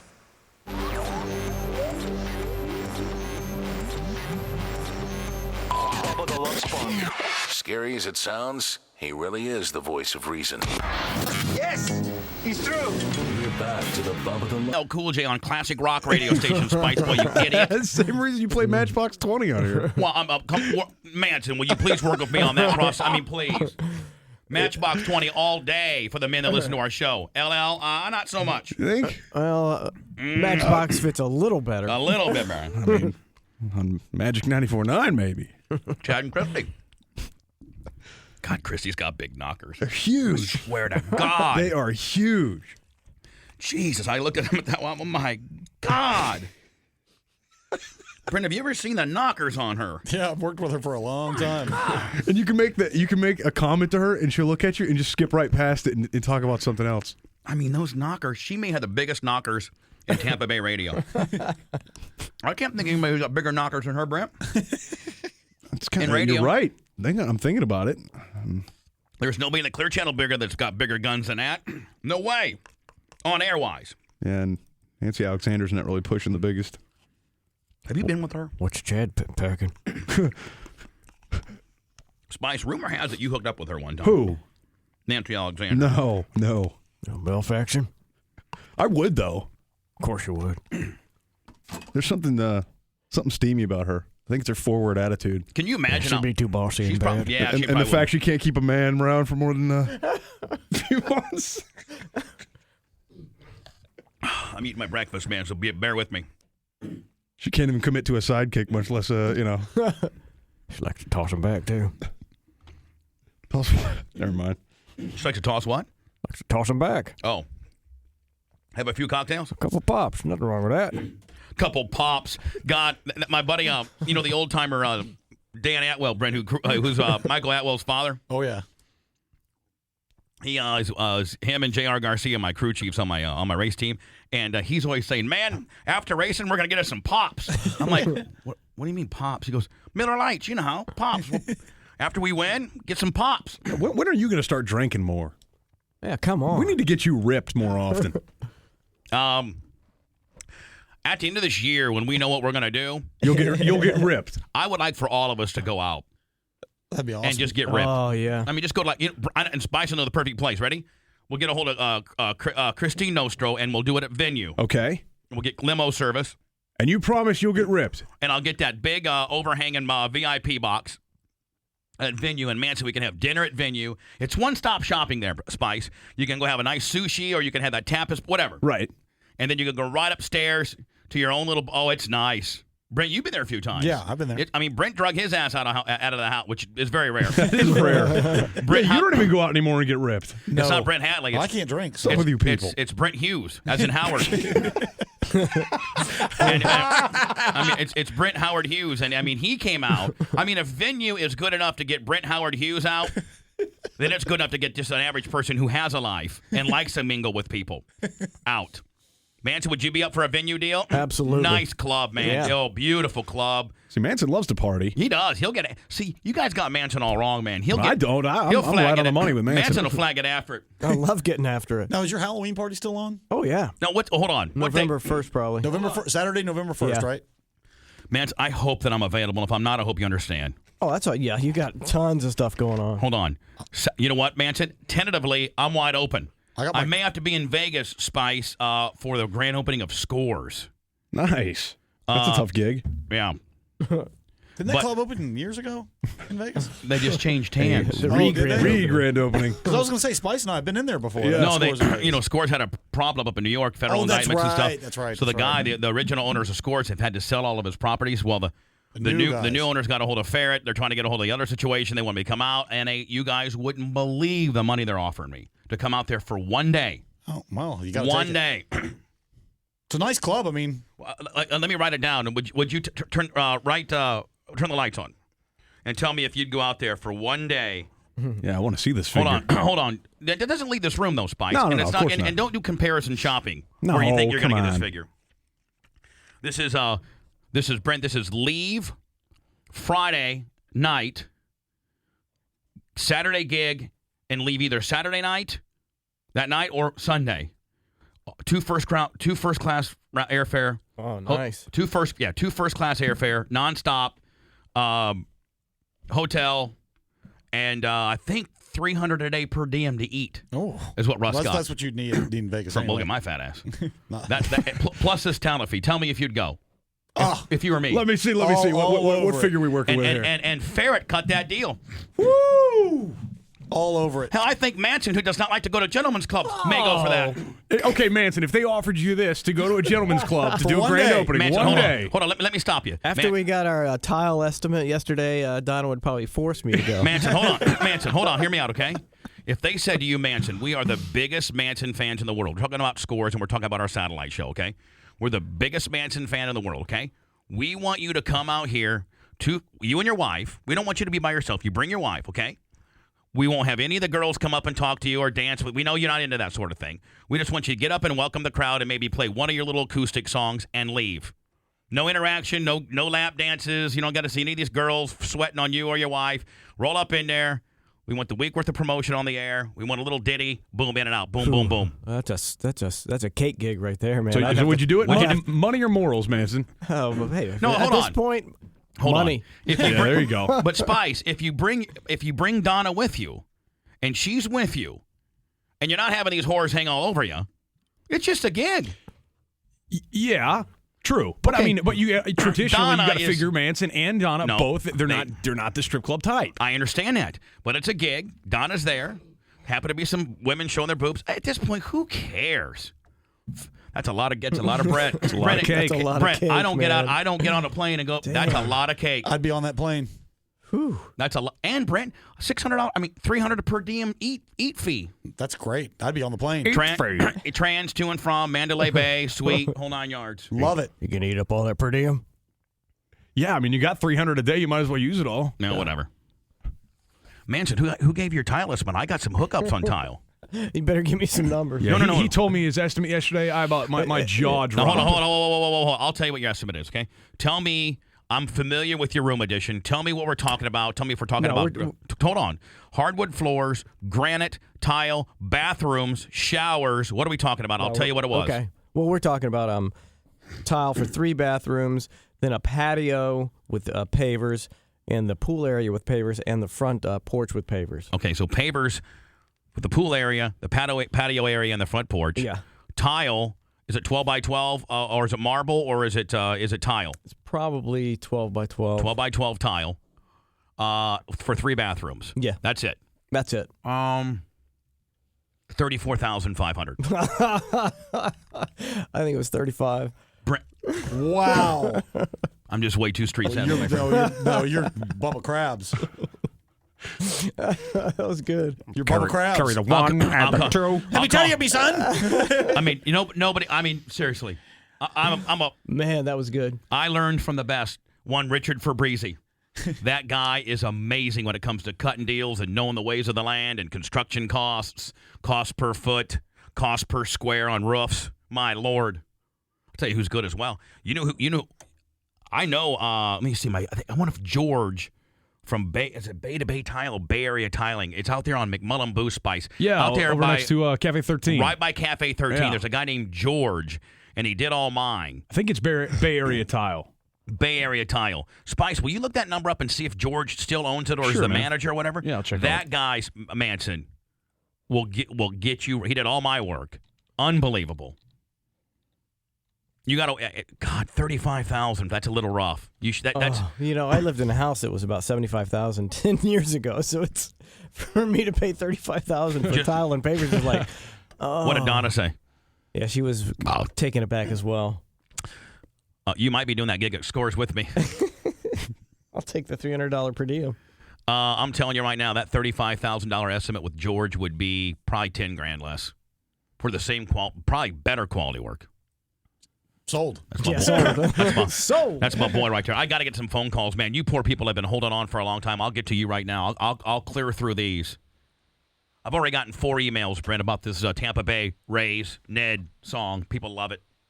Thank you so much. Got this guy on protection. This is Joe from St. Pete. Joe, go ahead quickly. Morning, Bubba. I just want to say I'm a single father with 4 kids. I got primary custody of 4 kids, so it's not unheard of for dads out there. The more dads I talk to, I find that more guys are getting custody of their kids. All they have to do is just show that they really want to be a dad, and it's not too hard to do. Well, it's getting better. It used to be the way of the land that, the wife had, the mom had to be anything short of a crackhead, and she got him. But, it is getting better. I tell you, there's a lot of aggressive and more men skewing and more men-friendly judges that are being fair out there that are on the bench now in child law. So it is getting better, and I commend those people. And I'm not saying the man should always win, but you know what? The best possible parent for that kid should be the one. And all too often, even if the dad was the best parent, the mom got it. And it's just not fair to good dads like you, sir. Yeah, well, something they're doing now, Bubba, to kind of help the court system really decide who can be the best parent is they have a social study investigation that they do now, which looks at both parents, and the investigator makes a recommendation to the judge. And the investigator comes out to the houses, and it really helps the judge and the court system get into the home life of where both children are going to be staying, and it really helps them make a decision that way. It gives them more information. So they really are doing a better job at looking into what is the best lifestyle and the best place for the children to be at. And I commend the courts on that. The only bad thing about the courts is it takes forever to get it in front of a judge. It seems like, you could be a year and a half to 2 years just to have a hearing set sometimes. So kind of drawn out, but at the same time, they're doing everything they possibly can do to make sure that the children are placed where, the best possible place for the children. Thanks, Joe. I appreciate it. Almost did a knock-knock gimmick on him. He was just droning on and on. I got it. Ken, Jayville, hi. Good morning, Bubba. Yes. I must say congratulations. Thank you. If I have my hunches correct, will you be taking over the afternoons on Rock 105 starting Monday? No. I'm not taking over the afternoons. Well, that's right. That's right, well, Brent. Their That's afternoon guy, I don't know if you've heard. He you said know some disparaging things yesterday, then walked off the job. Their You know what? GM That's was right. on air this morning. You know what? announcing it. The cat's out of the bag, Brent. You know what? Howard's turn in the morning on Rock 105 and us in the afternoon. Oh, don't even go there Don't because start those that. rumors will get flying. He's just kidding. I'm just kidding. I did not know that the afternoon guy did an afternoon drive guy had a meltdown yesterday? I guess he did. You want me to see if we can get Don Davis on? No, I'd like to see if I can get audio of it. Okay. Well, that's Don Davis's department as well. Yeah, Don Davis. Get me Don Davis. Rather than it be a boss hog, let me show you the new Bubba. Okay. Hey, Don, it's Bubba. Can I possibly get a little audio on that, buddy? Thanks. The old Spice, imitate the old Bubba.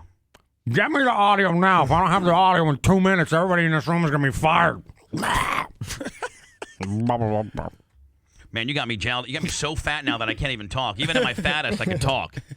I mean, you got me like so. I mean, like Like I could be I could be like you could broadcast sounding like that. They'd be like, "What'd that guy say?" 105, 102.5, The Bone. Bridget, Wesley Chapel. Hi, Bridget. Hi, Bubba. First-time caller. Sorry for holding on so long, baby. It's fine. I'm about to go into work anyways. I just want to call about the child custody. My boyfriend actually is leaving for Tennessee today to go fight for custody for his kids up in Knoxville. He's in the military station down here at McDill. We just moved here from Las Vegas.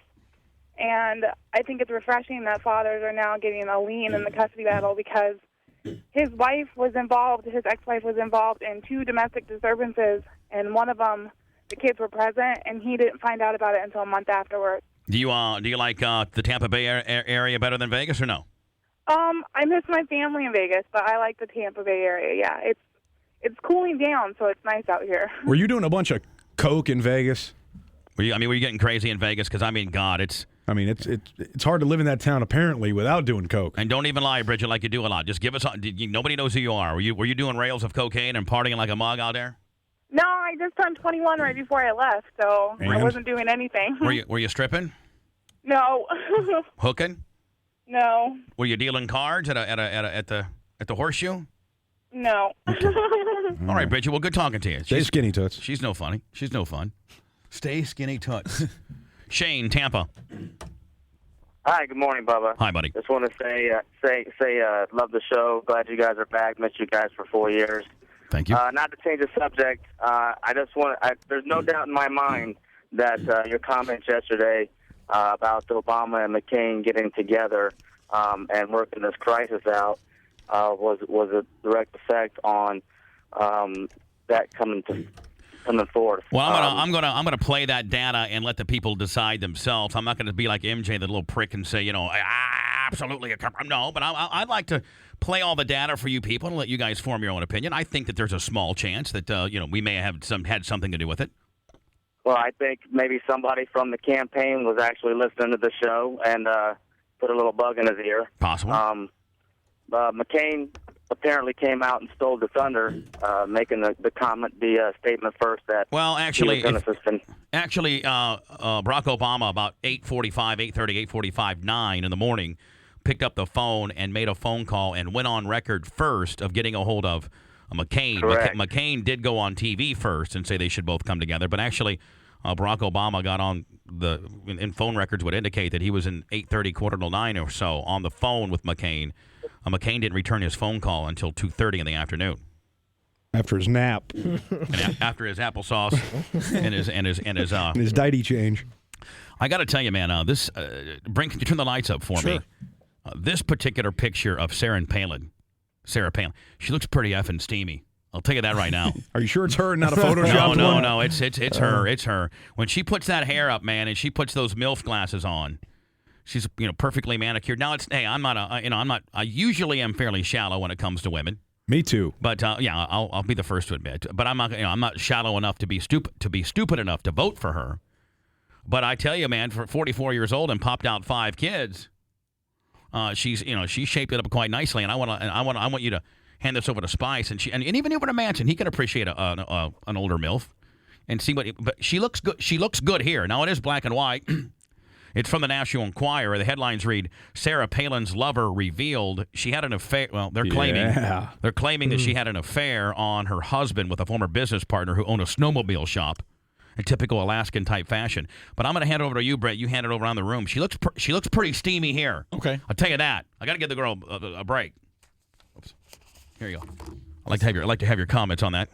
Yeah, she does look good there. She looks real good. Looks like she's also describing the size of my penis. Look at it. Wow, she's really. Where'd you see it? Now, Spice, I mean, what do you think about that? I think it's I think she's good looking, but look, here's the bottom line: is she's a trophy VP. No, she's a trophy candidate. Man, so what do you think? I mean, Yeah, that's what Donna said last night. She's just a trophy VP. She doesn't look bad there. No, she doesn't That's at all. One of the better They wanna pictures over. Keep her hot and keep her mouth shut. Keep her hot. Manson, can you send it back over? Thank you. I need that article. Yeah, keep her mouth open. Ned. Thank you, Ned. Like the way she talks. On a sad note, man, I'll play the Fox. Turn the light off, Brent. Thanks. Play the Fox footage and then have to tell this fine gentleman who plays for the Buccaneers that we are so sorry about your son. And that's Matt Bryant. Stand by. Tragedy, meantime, has struck a member of the Tampa Bay Buccaneers. The youngest son of Bucs kicker Matt Bryant and wife Melissa has died. 3-month-old Tryson reportedly would not wake up this morning. And this afternoon, Coach John Gruden choked back to tears as he informed everyone of the very sad news. This happened early this morning, and we're just, we're just shocked and very saddened by this. And I don't have any other details. I just ask our fans keep the Bryants in their prayers. The team held a prayer for Matt and his family following practice this morning. And the Bryants, you may recall, were honorary co-chairs of the March of Dimes walk this year that Fox 13's always been involved with. They got involved because their older son, Trey, was born prematurely. I guess Trey's been okay. He's fine. But that's a sad, sad story. Anytime anybody loses a kid, but obviously a guy that's somewhat in the, in the world of in our professional athletic world here locally, and you've never heard a bad guy. Matt Bryant is a great punter. I think he's been with the Bucs 3-4 years. Kicker, isn't he? Plays kicker. I'm sorry, kicker. He's the guy that nailed the 63-yarder last year. Remember that, Brent? Oh, that was great. Great kicker. Got a great leg. I've heard great things about the guy. You've never heard him be part of any controversy. He never gets in trouble. You're just a good guy, man, and I'm really, really, we'd like to take this opportunity, a lot of us as parents here, to tell you that our heart goes out for you and your family and you and your wife and your survivors and your other children. It's really a sad day, so we are so sorry about the passing of your little boy. Sarah Palin's lover revealed in a world exclusive from the National Enquirer names GOP vice presidential candidate Sarah Palin's secret lover. No less than 3 members of the man's family, including one by sworn affidavit and a lie detector test, say that Sarah Palin engaged in an extramarital affair with husband Todd's former business partner, a gentleman by the name of Bill Hansen. Think that's the Bop's dad? Bop. Better if it was. Whatever happened to those no-talent dirt balls? Let me tell you something. Those no-talent dirt balls are still making a ton of money. Are they really? Yeah, they're still touring. They Really? New albums, yeah. Are they- man. are they New albums? new albums? Who's playing that crap? Well, nobody's playing it, but nonetheless, they still have new albums coming out. Sources have named that named Hansen as Palin's secret love, so they had that they nearly wrecked both of their marriages. Hansen owned a snowmobile dealership with Palin's husband, Todd. They were partners who immediately dissolved the partnership, sold his half out when he heard stories about the affair, which occurred around 1996, according to the sources. At that time, Palin was the mayor of Wasilla. Palin has vehemently denied cheating on her husband, and Hansen insisted to the National Enquirer in an interview that he was never romantically involved with the 44-year-old Republican vice presidential candidate. However, Hansen family insider John Burnett has gone on record and passed a rigorous polygraph test, revealing details of the affair to the National Enquirer in a world exclusive. Now, as much as you want to call the National Enquirer a rag, they usually look how many stories they broke. They broke the Monica Lewinsky story. They broke. They've broke They were right on Edwards. They were right on. They had Edwards pegged. They had the John Edwards deal done. I mean, they've had so many of them pegged. Burnett is a former brother-in-law of Hanson's estranged wife of Carolyn's brother, Craig Batten, and still speaks with all of its family members now. I've known about Brad having an affair for a long, long time, but it wasn't until recently that I learned with his affair with Sarah Palin. Sarah was the elected mayor of Wasilla. Brad became a city council member in a nearby town when they started their affair. Todd found out, the husband, about the affair and was so mad that they broke up the partnership at the snowmobile dealership. Another source who preferred to remain anonymous for fear of repercussions and still close to the family, with a sworn affidavit attesting that the Palin-Hanson story is yet true and valid. Todd was away on business a lot, and Sarah felt lonely. Brad was a good listener, and Sarah talked to him at length. Eventually, she realized she was falling in love with him. When Todd got back from the trips, he flipped out, told Sarah that they had begun, when Sarah told him that she'd begun to have feelings for this guy. Now, National Enquirer sent a team of 12 people to dig into this guy's marriage. He got a divorce. And the Palin people tried to get this document and these divorce proceedings sealed, and were unavailable. They could not do it. Yeah, so the National Enquirer got that. They got and business records are easily verifiable. Like the snowmobile dealership, you can easily find that. So they must have it dead to rights before they print it. Manson, I got to give some love out. Actually, I got to go see your boy Brandon from American Trailers next week. What a good guy. Probably don't know all your friends, Manson, by all means, but the ones that I do know, they're cool. But this is the coolest of cool. He's the best. Spice, I've bought all my race car trailers from him.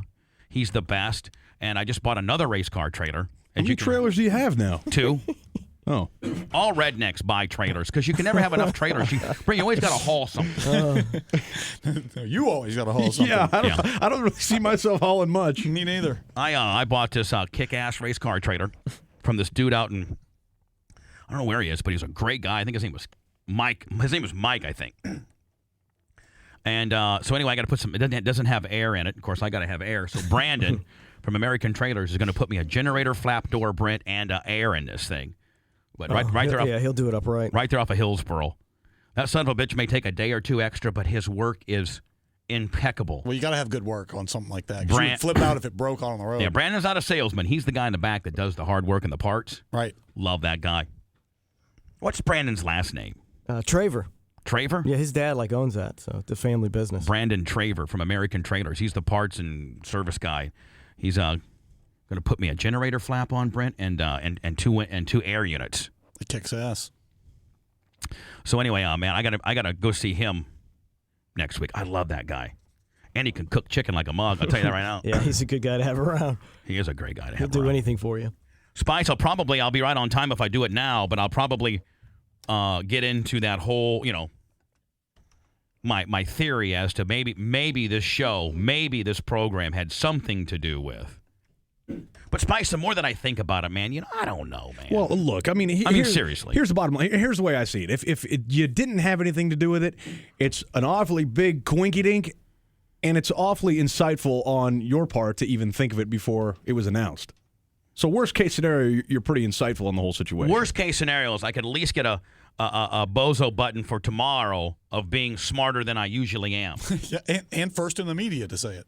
Oh, absolutely, first in the media. Maybe I'll surprise some people, and I'm a little bit smarter than you give me credit to. Really, I am. Then who gives you credit to? Well, the listeners in general. Oh, okay. Or credit for. Sure. Yes, he was exercising a lot of restraint. The Bubba Radio Network returns after this.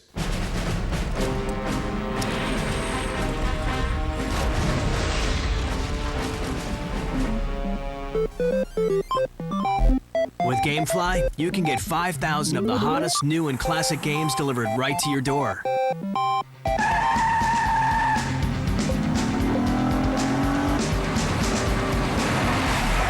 GameFly.com. Over 5,000 titles. No late fees. Start now for $8.95. Games delivered. Product shown rated E through F. Millions of Americans have made Hydroxycut the #1 selling weight loss supplement. I'm Brandy, mother of 2, and I lost 21 pounds fast with Hydroxycut.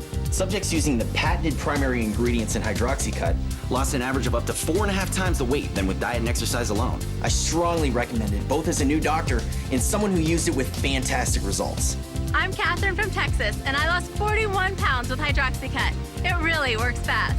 Get Hydroxycut at supercenters and stores everywhere. A few minutes ago, I was letting in on a little bit of information that I'm assuming was supposed to be secret, but I was told that I'm going to be let go on Friday after my show, and I have since then I confirmed it. And you know what? I've decided to just say screw it and give the big middle finger to upper management instead of giving them the opportunity. So first, I want to say thank you to you for making the last 4+ years of my life great here in Jacksonville and on Rock 105. I couldn't think of anywhere better to work here in Jacksonville. I'm glad I got to work here during some great times and during some not so great times. And again, thank you, upper management, for the not so great times. But in the end, I would not trade any of it for the world. And I'm grateful we spent the time together. Now, Don Davis and Rob Barr and Jake and the rest of my family here that makes things happen on the air, you guys are the greatest. And I wish nothing but the best for all of you. Now, on to the problem. There is nothing worse than managers that think that radio people are like commodities to be used up and thrown away they're no longer valuable to the shareholders, which, by the way, I've been working without a contract in good faith for the past few months in the hope that something would work out for me and I'd be able to work out something that would benefit both Cox Radio and my family. But obviously, that wasn't a priority. Now, I find out there's another deal in the works with somebody else and they're only minutes away from handing me my walking papers. Well, here's your 15-second notice. Kiss my ass, Cox Radio Jacksonville, and especially you, Bill Hendrick and David Israel. You two empty suits will be lucky if this is the only time this happens to you. And it's going to be a bright day in Jacksonville when your desks are emptied and radio is free of you. Now, this shows you how much they're paying attention, by the way, because they should have been in here by now, and if they were really listening to the radio stations and knew what was going on. So thanks for nothing. Rotten hell, Cox Radio. I am gone.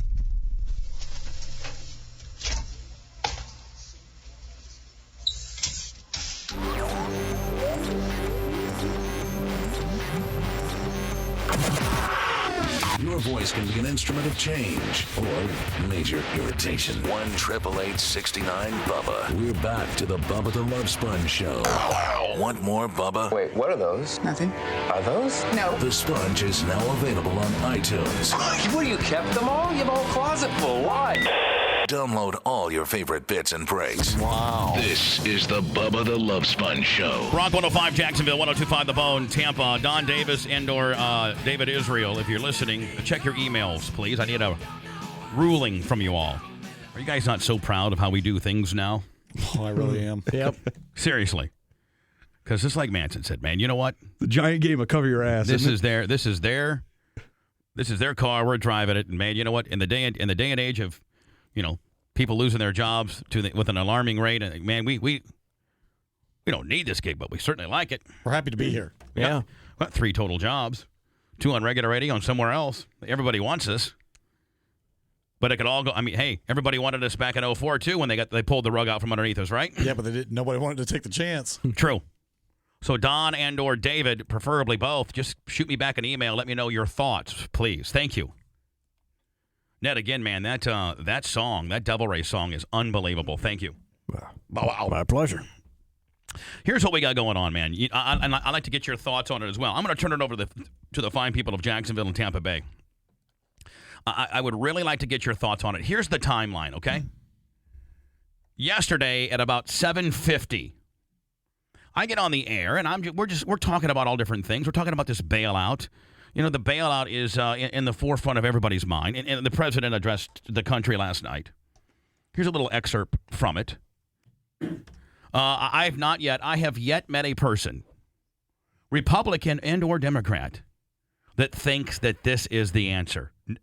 Not one. And actually, to the Republicans' credit, Brent has said of a couple people in the Republican Party that are just fit to be tied, senators and Congress people. Two senators off the top of the bat are Bob Corker of Tennessee and Jim Bunning of Kentucky, and then are just beside themselves. Then, of course, our man Ron Paul is flipped out. So I mean, even the likes of the president's very own party, people do not like this. Here's a little excerpt from last night's speech, bailout plan. The lovely president addressing our country. President Bush, meantime, has invited both McCain and Obama to a White House meeting tomorrow to work on a $700 billion bailout. So actually, Barack and McCain are there as we speak, which goes hand in hand as to what I'm going to say. Stand by. Proposal. The president addressed the nation tonight in prime time, warning America faces a, quote, long and painful recession if Congress does not act quickly on a rescue plan. Now. Credit markets have frozen, and families and businesses have found it harder to borrow money. The government's top economic experts warn that without immediate action by Congress, America could slip into a financial panic. Now today, Federal Reserve Chairman Ben Bernanke. Financial panic? How can I? What do you call what we're going through right now? It can get worse? Yes. A lot worse. One lesson I learned in Saudi Arabia is it can always be worse. Bernanke and Treasury Secretary Henry Paulson. Those two are idiots, right? The Treasury Secretary, Henry Paulson's pretty smart. Ben Bernanke, I don't know. I mean, he took over after Greenspan and has not done as good a job. Again, pushed for their bailout plan on Capitol Hill, facing more skepticism from lawmakers. But Secretary Paulson did agree to limit severance pay packages for Wall Street executives whose companies have collapsed. They should hold on. If your companies collapse, you should be fired with zero. You get dog piss Willie. Period. You get nothing. You get nothing. Whatever, however many stocks you have, what the value of your stock is, I mean, you don't get nothing.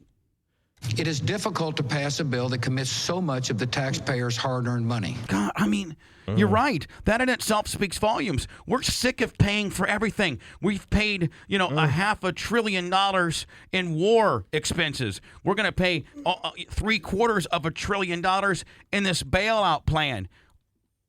And this bailout is a sham because you know that the politicians, the president, they all knew what was going on. I'm not an economist, and for the last 5 years I've been going, this is ridiculous. People cannot afford everyone in America cannot live in a $300,000 house.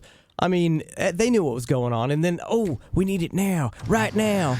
I also understand the frustration of responsible Americans. But we go to work every day. No, but how does he understand the No, he frustration? doesn't understand nothing. He doesn't even know what a gallon of gas costs.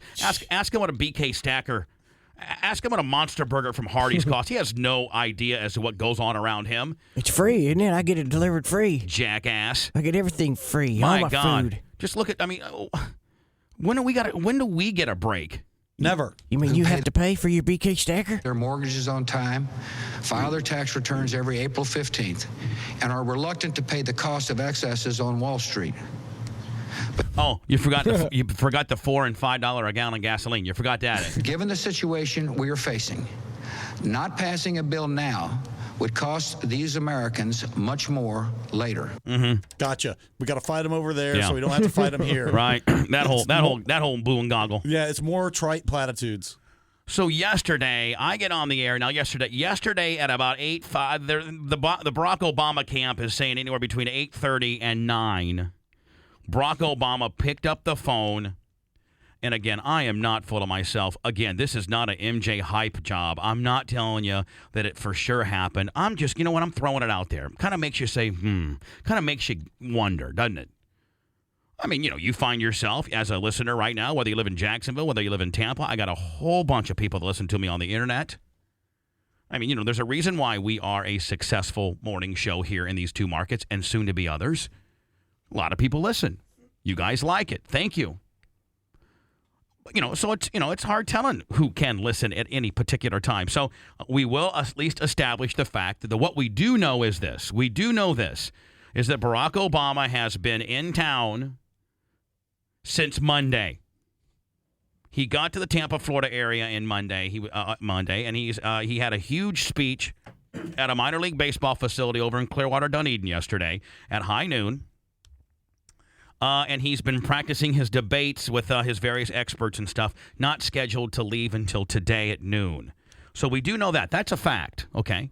And we do know that he picked up the phone yesterday at about 8:45-ish. We'll round it to that, at 8:45 or so, and called up McCain because he wanted to be the first on record to have thought of this and said, hey, listen, we need to come together. You and I need to come together right now. Let all the stuff that we're going through right now, fighting it out for the White House, we need to come together and get some kind of bearing on this bailout bill, you and I, because between us two, we're going to be, one of us two are going to lead the country. So, needless to say, they are on their way to the White House today. Both are going to sit down with President Bush. Now, Barack Obama, by his website accounts, picked up the phone between 8:30 and 9 o'clock and made that call. That doesn't come from somebody that I'm going to, I got an email from a guy that did, no, this comes from his website. Yeah, his campaign, this is what they say. And Barack said it yesterday, too, when he spoke. Now, at 7:50 in the morning, now, mind you, again, please, just keep in mind, Barack Obama is in this area. Hard telling who's listening. And then I come at 7:50 last night. Now, what we do know is this as well. Manson, I think you would even agree, even if they didn't hear me say it, and it's not my idea and I don't get credit for it, I was at least the first person in the media to have come up with this. Definitely. Nobody. I'd never heard it before. Nobody had heard of this, and I have had all my producers and all my people that pull audio scour every Glenn Beck show, everybody that talks about this sort of thing, politics, and try to find somebody that was talking about this in the 7 a.m. in the 7 a.m. hour yesterday morning, Wednesday, September 24. This is what I said on my show yesterday, September 24. In the 7 o'clock hour, Barack Obama and John McCain, they should bring those two in right now and say, fellas, you two collectively, I know you can't, first of all, you can't use this as, you can't use this as political warfare against each other in campaigning, but you need to give us some direction because one of you two is going to be the next man, the commander-in-chief. So help us mold and frame this thing to your liking. And you're both responsible for it. Barack, you can't blame Obama, and Obama, you can't blame Barack. It's going to be molded and framed by you two. I mean, that's a pretty good idea, don't you think? Yeah, definitely. Get them and you guys are in this together. Yep. And say, listen, the country's too big. It's bigger than the both of you. Yeah, so sit down. This is a far bigger issue than the both of you, and our country's livelihood is hinging upon this, and it's far bigger than both of you. That's a great idea because they would actually have to do the right thing because one of them is going to be saddled with it, and they don't know which one. Right, they don't. You know what? That's a great point. So they actually have to do what's best for the country, which is completely rare. The only time I've seen these two come together, and I was proud of both. I was proud of both of these men is during the 9/11 tribute when they walked shoulder to shoulder down the memorial of the Twin Towers, and they paid respects, and I liked that. I really did like that. They promised they did no campaigning that day to observe 9/11, and they walked shoulder and shoulder down to the memorial, and it was awesome. They could come together for the betterment of our country, shoulder to shoulder right now, once this thing is somewhat framed, and sit down with the forefathers of the Senate and the Congress and say, let's get to work on this. We're just not one of 100 senators. That's not what we represent. But instead, we are going to be, one of us is going to be the next president of the United States. Because I don't think we've ever had this dire of a situation that need a ruling this fast from this close to an election that one of the two will have to be dealt with. This is going to be policy for one of these two men. Absolutely. So these two need to frame it. And the other one, the guy that loses is not the bad guy here. After it's said and done, he helped frame it, and they both have to come to common ground. I would love to see that. That would be that's an excellent idea. I'm glad I thought of it. There you have it. Now, you know what? There might be a small chance in hell that, an advisor or somebody close to the Barack Obama camp we know they're here at least. We know they're listening to 102.5 The Bone. We know they're here. We know they're in the Tampa Bay area. So they could be listening. Now, whether they did or not, whether it came from me, I don't know. But if it did, boy, who would have ever thought that I could think of something that cool? Granted, a blind hog will find an acorn every once in a while. Or a blind squirrel. No, it's called a blind hog as well. That's what my dad always said when I was growing up. I didn't know hogs ate acorns. They do.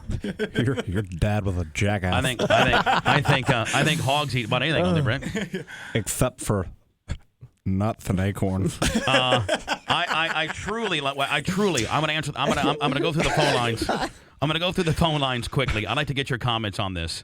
1-888-69 Bubba. You guys are killing me. Even dragons find little Debbies. Robert. Nut doesn't fall far from the tree. Robert, Newport Richie, hi. Hey, how you doing, Bubba? Good. Hey, two things. First of all, I started listening to you guys a long time ago, 102.5, the classic rock, Cowhead in the morning, and it was the greatest thing. And then when you guys switched over, I gave you a chance. I never heard of you before. I hate to say it, but I never did. And I love your show. Great show. Thanks. The only thing I have a problem with, and whether you care or not, I don't know, but the only thing I have a problem with is I go home, I drive my own truck. I'm in it right now. I'm here from 4 a.m. in my truck until 4 in the afternoon, and at least sometimes later, and I enjoy listening to my radio. But the only problem I have is when I go home at work at the end of the night, I put on the TV, all I hear is political crap. Everybody lies, it's all political. Pick up the newspaper, it's all political. I come in my truck, and that's what I want to get away from. And I think that's what a lot of people, I don't care who wants Obama, I don't care who wants McCain. I just want regular talk radio, my music in between, and laugh and enjoy myself instead of getting more and more aggravated and stressed out about it. Well, and that's now, just Robert, one man's opinion. I got a news flash for you, Robert, my friend. We're 40-some days away from my... 40 exactly. Now, hold on, Robert. Shut up for a second. I didn't interrupt you. I didn't interrupt you. We're 40 days away from an election that comes around every 4 years, my friend. And the reason why everybody's talking about it is it's probably one of the most important things we got going on right now. And our government is at an absolute low point. So, I'm going to tell you something. You could probably flip over to MJ. I'm sure he's talking about one of several things that I'll have right here for you. Lindsay Lohan, Brittany, what TMZ, I don't Brittany. I don't even know what channel it's on, and that's the God's honest truth. Stop calling me on the phone, you mother. I'm sorry, sir, that your big caper of the day, and the only thing you got to worry about is that your dump truck doesn't overturn, and that you get load A to load A to destination B, my friend. But most men and women out there that are adults have an opinion about this, and they have a stake in it too, as well. Let's not forget that. So when your fuel prices, maybe you should start worrying about it. I'm sure your fuel prices are upwards of $4.50 to $5 a gallon for your diesel. And I just remember the times they used to be about $1.50 less than that, my friend. So maybe you jackass, you should really start caring about some of these things we're talking about and be a little bit proactive. But instead, numbnut, you're the kind of guy that won't go out and vote because you're an idiot. You know what? You don't have to quit me. I done quit you. I don't want you listening to my show. I wish I could somehow get into his radio and block my show from you. I wish I had some kind of zapper that could just block you out, buddy. Rick, Tampa, hi. Hey, nail on the head there with the fuel prices of that guy. Hey, you're doing a great job. I heard some numbers that with them not buying out the company, that they could actually give each person in the United States, I don't know how true they are, 18 and older, $200,000. No. We did the math on that one. Yeah, it's actually $347 per person, my friend. Yeah, not thousands of dollars. Lori, Clearwater, hi. Hey, how you doing, Bubba? Good, thanks. I wanted to call and comment on Ned's Devil Rays song, or the Rays song. I know you're talking about the economy, but that's the thing that I've been clinging to the last few weeks. I've taken my 10-year-old to school this morning. We were loving it. It is so awesome. The second point I'd like to make, I think it's an interesting choice that we didn't start the fire. You know what I mean? Wall Street started the fire. I thought that was kind of a cool parody there, What you're going to pay to put it out, ma'am. Yeah, we didn't start it, but you and I got to pay to put it out. With That's right. a hose That's full right, of my dollars. friend. Is the government the financial industry's thugs? Or yeah. Or the financial industry, the government's thugs? Which way does it work? I don't. Cody, Sarasota. Hi, Cody. Hey, guys. What's up? Good, buddy. Hey, did you guys see Clinton on The Daily Show? I saw him on Larry King last night. I didn't see him on The Daily Show. Oh, man. He basically made every point that you just made, in the past few weeks, and summed it up that this election isn't about, like, all these politics. It's like a popularity contest. It's if you want your... Yeah, but it's easy for him to sum it up now. I didn't hang up on the guy. His phone cut out. Now that he's out of politics, and considering he's already done his dirt, and considering he's a little bit of the problem. Yeah, deregging the SEC. He's a scumbag. How dare he go on there and just placate like he had nothing to do with nothing? Right. Well, no. You know what he did? He didn't say that last night. He went. Larry King said, "Well, what do you think about what's going on now?" His first question out of his mouth, and Bill Clinton went, there's a lot of blame to go around, and I don't know if you could say I could have done what when, or somebody else could have done something else when, and I don't know. It's all kind of blurry. It's all kind of fuzzy. It's all kind of fuzzy. But fuzzy math. He goes, but basically, be that as my. But moving forward, here's what we need to do. Moving forward, you probably should put me back in there. That's such a political thing to say too. Is they always say moving forward. It's like you want to forget about all the past and all the dirt you did in your life and your your candidacy, but let's move forward on with it. Like the past had nothing to do with any of it. That's what Hitler said after the war. Moving forward. Moving forward, I probably should not have done that. And Larry King didn't follow up going, but in 99 you signed the Z-Rag bill. You didn't veto it. Back then, I had other things on my mind, Right, I was worried about getting impeached. I was worried about getting impeached. I had to keep my gig for 7 more months. Anyways, moving forward. Bitch should have kept her mouth shut. Well, maybe not. Or I'm waiting for Bush to say, moving forward. Just didn't have the spillage on the dress. It'd been okay. Moving forward. Yeah. Jason from Orlando. Hi, Jason. Hey, morning, Bubba Stradamus. Hi, buddy. I knew everything before this thing even happened. I mean, what's your opinion on that? I mean, it could have been a luck. It could have been coincidence. What's your opinion on it? Well, I think some people may have been listening, and it's a great opportunity because you do talk about your political angle that someone could hear it, and it could help. Say it, sir. It was all me. It's Bubba Rove. Renaming the economy the me-conomy. Lauren, Tampa. Hi. Hi.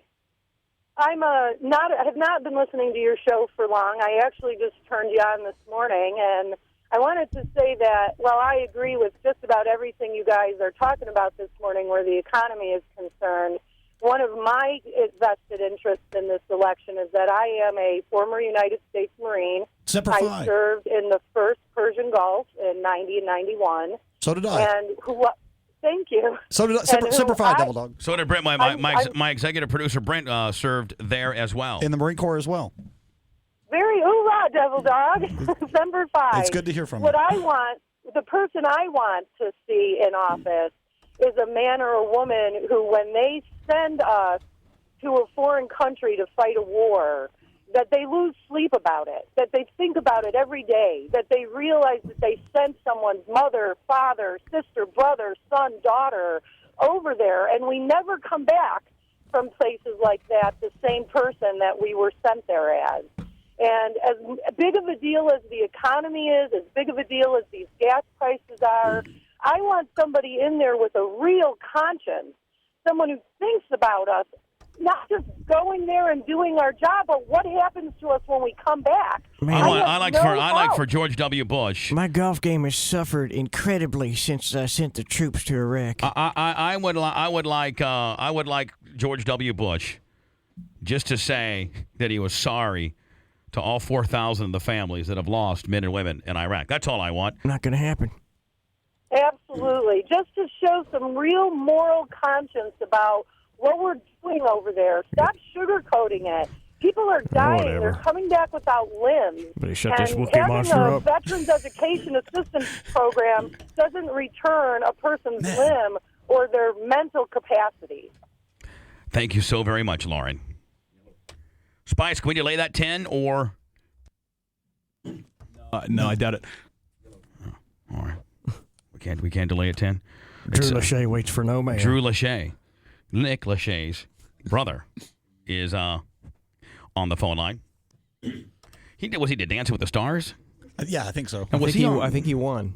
He won it? That's what I heard. I've never seen the show. I've never seen it even once. Now, what's he doing nowadays? Yeah, we can go ahead and break. Let's go ahead and break first. Oh, we can break? Yeah, we'll get that done. All right, cool. We thought you needed a break. I just don't get it. This is the Bubba Radio Network. When the world is in your hands, how will you rule? The world's greatest strategy game comes to consoles and handheld. Sid Meier's Civilization Revolution. Rated everyone 10 and up. Or to speak to someone directly, say agent. Agent? I'm sorry, I didn't quite get that. Agent? I'm sorry.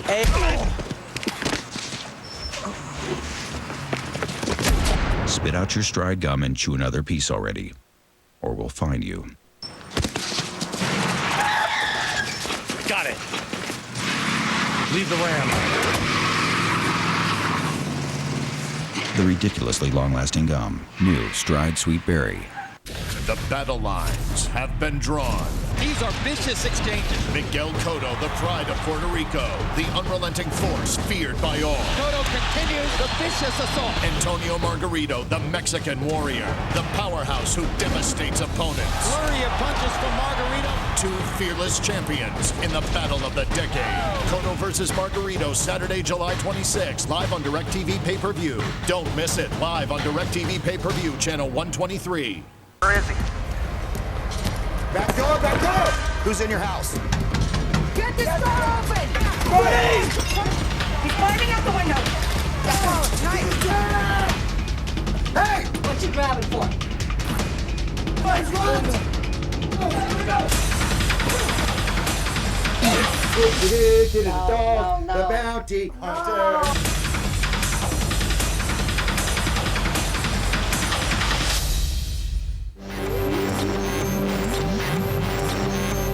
Decent people shouldn't live here. Let's titillate and pander. Now get out of here! You heard him, let's go!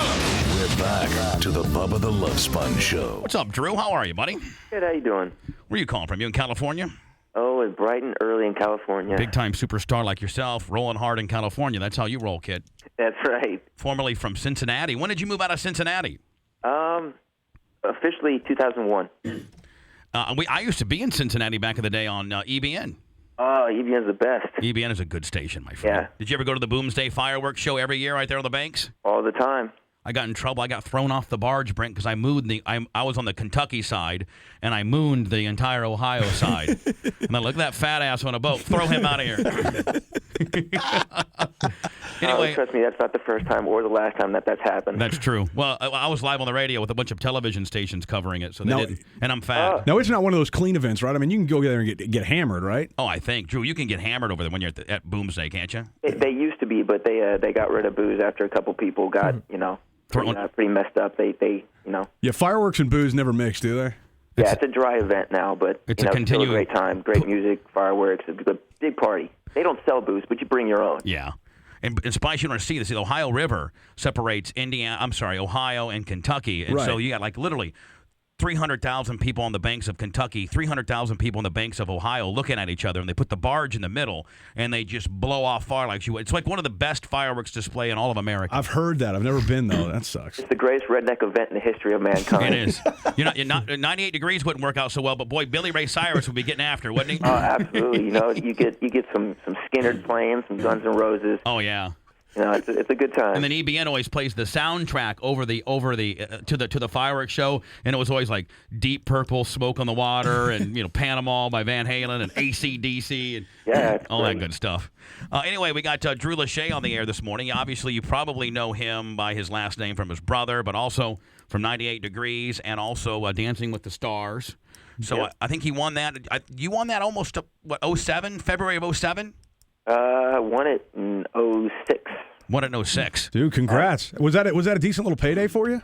No, it is now, but back then nobody knew what was going on with it, so it was just kind of like this under the radar thing, And now it's like the biggest show going. You didn't pick up $500,000 for that deal? I wish.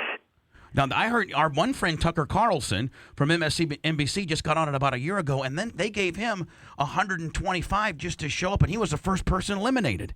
Yeah, like I said, they refigured the pay scale. You got screwed. Refigured the pay scale after you. Well, what they ought to do, man, I don't know if they're ever going to do this or not. There's another idea that may go to fruition. Take all the winners and have a big winner off. A big championship. A giant dance-off where somebody gets served. How about that, Drew? I'm up for it because I'll kick all their asses. Yeah, I mean, Drew's in shape, young still, and all the bitches go crazy. Now, how about all the romance involved in that? I mean, a lot of people have ended up hooking up. Yeah, I mean, you were dancing with, Cheryl Burke? I mean, that couldn't have been too shabby. I mean, it's mostly all rumors, Of course, there are certain people that do hook up, but for the most part, it's just all rumors that people can't really understand how people would dance together like that close without something actually happening. But for the most part, it's completely innocent. Nothing ever happened. Did you ever get turned on? Did you ever get a little bit turned on when you're dancing? A little bit now. Okay, now be honest though. How jealous was your wife while this was going on? Would you come home and she would give you the evil eye occasionally, or what? No, actually, my wife was a professional dancer for years. So she knows the deal. Yeah, she's been in the business for a long time, and there were actually times when she was like, you know what, it's not enough. it's not romantic enough. It's not sexy enough. You need to do more. That's the time to angle for a threesome. Yeah, I was gonna say that's just because she likes girls, Drew. She wanted you to bring the girl in the mix. For some reason, I don't think that's quite what it was. Oh yeah, whatever. That's the right time. She was angling for her opportunity there. Oh. Now what Drew? What do you got going on right now? Well, I just wrapped up doing Spamalot on Broadway. Right. So now I'm back home with my family, just enjoying some time, trying to be a good dad. How many kids? One. Just the one. When are you gonna have the other one? What is your kid? 5? No, 2.5. 2.5. Yeah. What's about ready for another one? I mean, your wife she bounced back into shape from this one. I've seen pictures of you and her. She's quite nice. Yes, she is. No, we're just trying to take our time, enjoy the one we have, and trying to make sure that we teach her the lessons of life. Make sure she eats her vegetables, goes to school, all that good stuff. Now, when you were doing, obviously you're probably in New York doing Broadway, right? Yeah. How long were you there for? How long of a run did you have, and was it hard to be away from your wife and kid? Well, it was all summer, but I packed them up and took them with me. Oh, okay. Now, hang on. Now, when you were in 98 Degrees, I mean, your wife, you said she used to dance. She was like a choreographer for the group, right, or something similar to that? Yeah. And so your whole time in 98 Degrees, were you getting loose with any other chicks, or were you guys always together? I took my sand to the beach. Oh, dude. God, Drew. I mean, 98 Degrees, man. The whole run? Oh, the God. You guys had one hell of a groupie bitch run, and you had sand at the beach the entire time? Yep. Oh, my God. But Nick didn't. Boy, you must love her, bro. She's hot, though. I would have brought that sand to the beach, but I would have tried to dabble around at another beach or two occasionally. Take a quick trip to a different beach. Yeah. Different view. Now, back in the day, was Nick was single at 98 Degrees, wasn't he? For a good part of it, yeah. Spice, I used to watch back in the day, like on MTV, they'd show these 98 Degree concerts. Mm-hmm. My Lord, there'd be like some 18, 19, even college bitches were into them back in the day. And I can only, Drew, what was the backstage mayhem groupie type parameters with 98 Degrees? Obviously, you had your girl, but you saw stuff. I mean, it's the road. Everything happens on the road. And there's this thing called the road code, that what happens on the road stays on the road. And I'm invoking the road code right now. The road code. So it was pretty crazy. I remember seeing your rider. You know how the riders leak out on the websites and various stuff like that. Man, your guys' rider, you had a pretty good rider. It was like lobster every night. That was such garbage. No, we didn't. I had peanut butter and jelly and donuts. How many tour buses, Drew? We all, the four of us always rode on the same bus. So just one. Yeah, just one. I mean, then we had crew bus, band bus, dancer bus. Yeah, but like, what if you and your wife, wanted to get a little bit crazy? You just got back in the bunk, or did you guys go back to the crew bus, or what? Well, the rides weren't that long between cities. I mean, you get to the hotel in the next city. It's not like you're going camping at the going to the Howard Johnson. Now, Spice, Drew, how long of a run did 98 Degrees have? About 4 years. We got signed in 06, or we got signed in 96, and 2001 was our last concert. Was that a Perlman deal? No. Was it? No. No, that wasn't Perlman. You guys did it more legit than Perlman does. Hey, how about Perlman, man? That couldn't Perlman wasn't trying to touch you. Yeah, Perlman's a kid toucher, first of all, and secondly, man, it couldn't happen to a better guy where he's at. Yeah, so he's I'm sure he's enjoying his new friends. 25 years, my friend. And the judge said, you know what, I got a deal for you. For every $1 million you pay back, I'll give you a year off. Meanwhile, the guy ain't got 5 nickels to rub together. Fat ass. I've met that guy several times. I'm the one that ran him off when Hogan had problems with him. Yeah, he's a real piece. He is a real piece. So what else is going on with you, man? You calling to talk about something, right? Yeah, I'm actually hosting a contest called the Magical Veggie Challenge, which is, like I said, I'm a new dad, and I'm going through the challenges of trying to get my kid to eat right. And, one of those things that we do is we try and sneak vegetables into her food. And she loves it. She loves, like, the black beans in her burritos and the kidney beans in her chili and stuff like that. So what we're doing is we're having a contest in Times Square called the Magical Veggie Challenge, where, you get to rewrite the old schoolyard chant, the beans, beans, magical fruit one. That's something Ned could do. About farting? Ned could definitely do that one. Yeah, I mean that's you rewrite it, you put it on video, you upload it onto beanchant.com before December 12th. The winner wins $5,000, a trip to New York, the whole VIP treatment in Times Square. You get to perform it in Times Square. They get to meet you? They get to meet you? Yeah, of course. No, so it's Bean Chant? Beanchant.com. And you want people to redo the fart and bean song? Yeah, I mean, you have to have the bean part in there. Right. Other than that, you can make it. So any whatever song you about want. You can make it a country hoedown. You can make it a rap. You can do whatever you want. So any song about as long as it's about beans. As long as it starts out beans, and the only rule is beans. Now is a bean a fruit? No, see, that's a common misconception. It's a vegetable. That's what Drew's calling to straighten out. Hold on, Drew. I heard that 1 in 4 people don't know, or 1 in 4 people are the only people who know that bean's a vegetable. I always knew bean was a vegetable. Yeah, I knew it was a vegetable. Well, hold on. I'm a dumb fat ass from Indiana. I didn't even eat. I mean, beans are fruits. I'm not a Mexican guy that likes beans all the time. No, wait. What's a tomato? A fruit. Oh, tomato is a vegetable. Tomato's a fruit. It has seeds. Yeah, tomato's a fruit. Drew should have been. Hold on, Drew should have been a dietitian. Is what he should have been. Have a body like his bodies. I heard Drew's body's a wonderland, my ladies and gentlemen. So hold on now. Nice segue. So tomato is a fruit. That's right. Yes. And a bean is a vegetable. That's correct. Yes. What else? With protein and fiber. Well, beans are. I mean, Brent, all the bodybuilding guys and all the athletes, man, they love beans. Definitely. I like Van Camp's pork and beans, my friend. They make me blast like you wouldn't believe. What's your favorite? You should make a video about it. Of Just don't say Van Camp, say Bushes. Yeah, I think you should. I can't say bushes.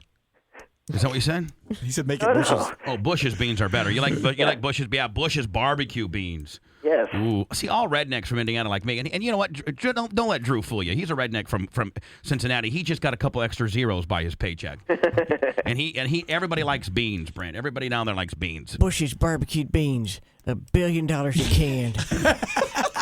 How much are they, George W. Bush? $1 billion a can. You got to bail out our country with beans and farts.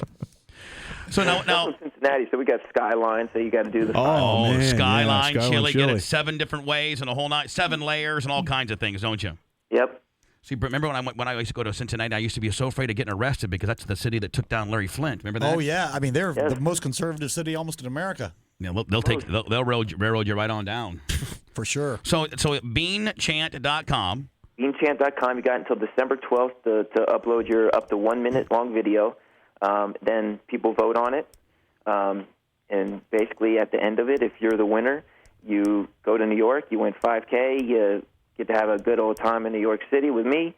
And, that's the Magical Veggie Challenge. Who's the hottest chick you've ever turned down? Jessica Simpson. No. I heard Jessica Simpson was putting the moves on him back in the day. No, not me. Boy, was she as dumb as the day is long. Or I mean, let me ask you a question. I mean, between us guys just between us, it's little man. You got road code. Well, I got some man code here. Was she? I mean, work with me, Drew. We're fellow, Midwestern kind of guys. Was she as dumb as they tried to make her look out to be? I mean, as in any show, there is definitely creative editing. No, I mean, she actually is not an unintelligent person. But you didn't say she was smart either. She's like that fine line of in between an idiot. Actually, Drew. Actually, Nick has rebounded quite nicely. I think he's in better company than he was. He's the Mac. Yeah. He does well for himself. Boy, I'm telling you. I'd love to come back him, to be honest. I'd come back any Lachey. I want to be Bubba Lachey because I would be able to cash in on just being a Lachey. You know what I'm saying? But I'd change it up. I'd redneck it up. I'd call myself Latchy. Instead of being Bubba Lachey, I'd be Bubba Latchy. We used to be Leachy. Yeah. Before everybody knew? Yeah, they had to put a French connotation because when they started making a bunch of money, Brent, they had to French it up a little bit. Lachey. I'm Nick Lachey, Drew Lachey. No, it happened a little bit before we started making money, but there was long story short, there was a family feud back in the day, and one brother took Lachey, one brother took Leachy. Kind of like a Hatfield. See, it's white trash again, Brent. All roads go back to white trash. It was a Hatfields and McCoy. You take the Leachy, and I take the Latchy. Deal.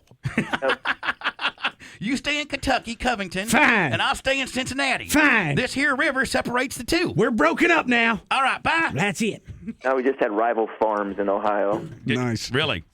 I don't know. It happened like in the mid 1800s. I'm not sure exactly, but are you going to call? Are you going to get off our show and call? Are you going to be on the phone with Ryan Seacrest next? Yeah, exactly. Me and Ryan, we go back a long way. As much as you want to say about that guy, Brent, he's what's he making, like $35 million a year? Yeah. Stealing money. My God, what a little sawed-off bastard. He's one of the worst broadcasters I've ever seen. My Lord, I mean, in my entire life. Oh God, he's stealing money. Stealing. It's not even the word. It's highway robbery. He should be thrown in jail. He's for stealing so much money. Poor Drew's been like, man, those guys hate everybody. They don't like nobody. They didn't like Jessica.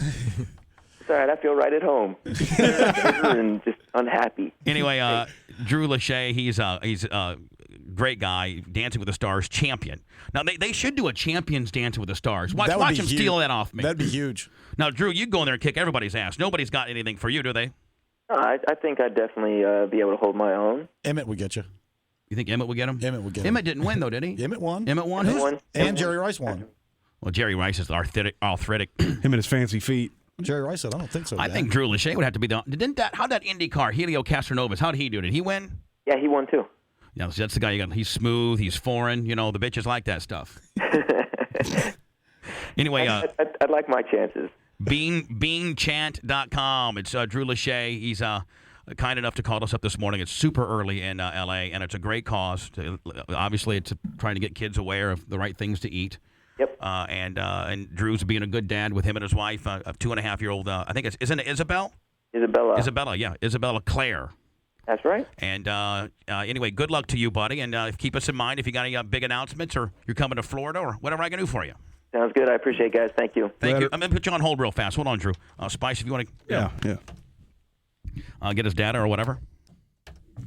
Reggie Roundtree from Channel 10 called in. Did he have? I guess he has something to chime in on. Really? I'd like to hear from him. He wants to comment about the bailout and comment about the possible Barack Obama listening or the people of Barack Obama listening to the show. I guess he's got a lot of something to say. I love Reggie Roundtree. He's a good guy. He really is. Manson, did we ever find into the old Reggie Roundtree getting out of live stuff? I don't know. I don't think we did. If you know what, let's see if we did. If we did, we'll have it ready for next. And if not, I'll probably have Reggie on next as well. Spice, did we ever find out did we ever get any of the Reggie Roundtree getting out of live stuff? No, I don't know where those are. We never found them. No. Manson, you don't have them in your mini disc archive? No, that was before I started. That was even before mini archiving. discs. Yeah, it is. That was in the days. Reggie just walked into a meeting, so I'm going to try to get him on, but we'll see. Well, we got 10 minutes.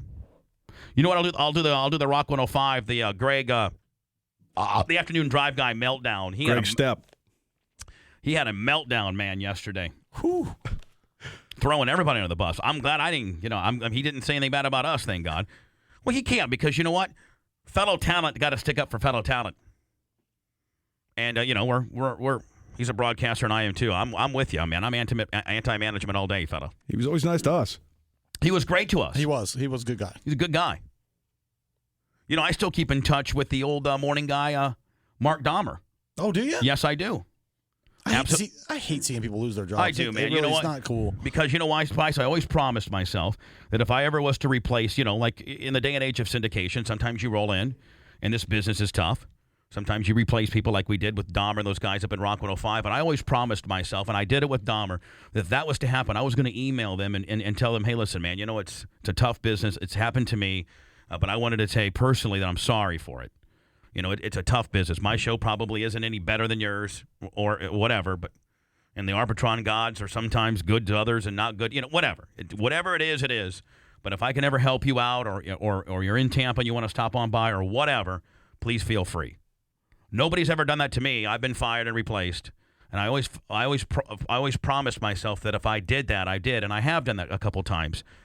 Because at the end of the day, man, it is a bunch of they are our brethren, and all too often, people take this way too serious, and it's a tough business. It really is, and I feel for people who get replaced. I don't ever want that on anybody. No, except MJ. Yeah, he's the only one. I only want two people in America fired: Lex and Terry and MJ, two hacks.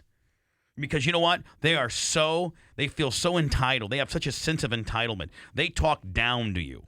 You tell me right now if Lex and Terry have ever picked up the phone or emailed morning shows that they have replaced. I promise you they haven't. By all reports that we've gotten out of the Rock 105 buildings, that they were the most impossible prima donnas to deal with. Full of themselves. Unprepared hacks. Rolled in at 5 till 6 and was out at 10 after on the golf course. Never had creative meetings. Didn't put an ounce of effort in. You know what, Spice? If you were to cut the phone lines from their radio station, they wouldn't have a show. Yeah. They would sit there and stare at each other and go, what do I do now?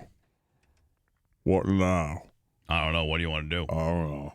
Well, that's way too deep for Terry. I can't even play Terry. Lex talks like that. Manson, can you do Terry? It's real high. Kind of talks like that. Yeah. That's right, Terry. With his sock. Hold on, I can throw it over to Lex and Terry right now. Here, It's old days, back in the old days when these two dildos were on Rock 105. Ladies and gentlemen, Rock 105 presents the reunion of Lex and Terry. It's Lex and Terry. Terry? Yeah. Take a call online. Yeah, I've misplaced my sock puppet.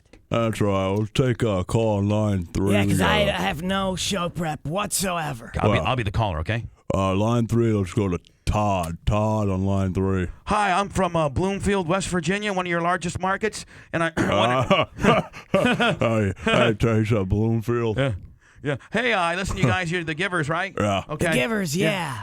Ton of tickets to give away all morning long. Right. Well, I heard that you guys are the Givers, and this is a true This guy's talking so fast. Oh, okay. Slow it down. I don't know how they do things in Bloomfield. But, okay. Are you on cocaine, mister? Yes, I am. I have to be smashed out of my mind to listen to this. But anyway, Lex. Terry, look at the size of my forehead. Look, I can measure my whole hand, 2 hands up the top of my forehead. Hey, I got Down syndrome. Oh, go ahead. Lex, Todd. you do somewhat look Down syndrome-ish. Yeah. But anyway, okay. Hey, the Givers, that's just you guys? Hey. Yeah. I heard from the Rock 105 management. Oh, I better slow down. All right. Hey, I heard from the Rock 105 management that the reason why you call you the Givers is when you first got together, you had to give stuff away to even get people to listen. Well, yeah, and I'll let you take this one. Well, Lex. now that you mention that, I got a pair of tickets to the Arts and Crafts Festival if you want them. A pair. I'd give one away at a time. Actually. Okay, that's a good prize. All right, well, fellas, I got a problem, and I want you guys to help me. You know, 2 creepy 50-year-old guys sitting in a studio somewhere in Dallas, Texas, that got thrown out of Jacksonville. But anyway, being that as it may. And also, I heard you guys had some 18 and 19-year-old young little hopas or something coming into the studio, which I find somewhat creepy that you guys are 51 and 52 respectfully. You think that's creepy? Why do you see we get the young drunk chicks in here and Drunk Bitch Friday. That was a barrel of laughs, wasn't it? Yeah, we make them call us Grandpa. It's hot. Right. Hey, where's that sock puppet so you can put it on and give me a you-know-what? Yeah. So anyway, fellas, my wife, my wife, she won't sleep with me no more, and she's gained a little bit of weight, but I still love her, and I think she may be having an affair with an African-American man down the road, and so I would like to throw it over to you guys, 2 untrained professionals, glorified dumb numbnuts, to help me out as to what I should happen. My relationship is absolutely hinging upon your guys' utmost every word. Well, thank you. I'm going to go ahead and hang up and listen to your guys' ramble on for about 18 minutes about this alone. This guy talks so fast. I could barely catch all headache. that. Terry, what do you think about all that? I really don't have anything for this guy other than the arts and craft tickets. All right, Lex and Terry show back after this. Hold on, I got one more. I'm sorry, I didn't quite hang up. I thought we hung up on this guy. This is another guy. I sound a lot like, just like all your callers do. But anyway, hey. Man, my forehead is huge. Terry, I heard you were on Santa Barbara, the soap opera. Is that true? Yes, that's true. I was a Hollywood soap star. And you actually tried to do stand-up comedy, and that's what engorged you two together. Lex was an inspiring program director at Rock 105, and Terry, you were a stand-up comedian freshly thrown off of Santa Barbara. That's right. Between the two of us, we can almost come up with one funny line once a day. Almost. But not quite. Hey, do you think my goatee makes me look rugged? Radio Network. Our agenda is all about counterinsurgency. Nothing less, nothing more. The Bubba Radio Network returns after this. Me? Well, I help save people money on car insurance and I support wildlife conservation. I'm actually working with the Association of Zoos and Aquariums right now. I'm going to be making the rounds at a whole bunch of aquariums. And you? I mean, I'll be honest, it is very hard to talk with you. I mean, where exactly is your face? Is that it? Nah, that's your belly button, isn't it? Geico. 15 minutes could save you 15% or more on car insurance. There's one. There's another one. And another one.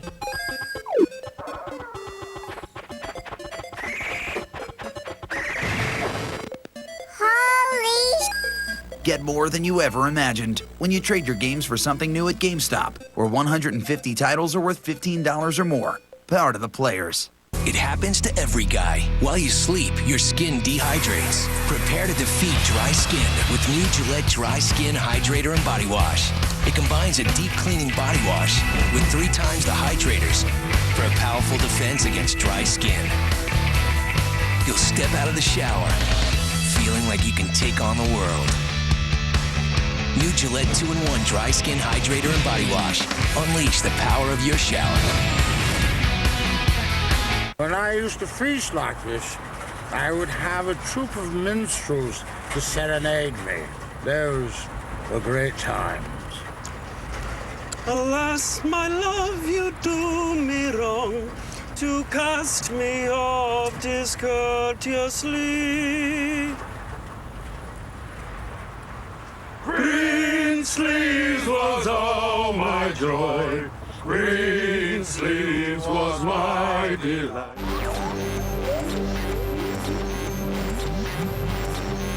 You keep your mouth shut. 1-888-69 Bubba. I had an accident. We now return to the stores. Some of the largest Chevrolet dealerships in America. Bill Hurd, you know it.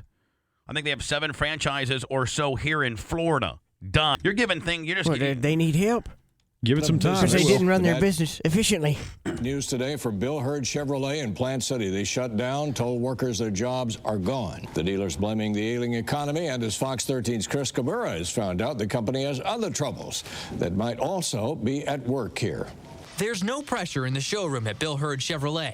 The receptionist has bailed, and the sales offices are barren, obviously emptied in a hurry.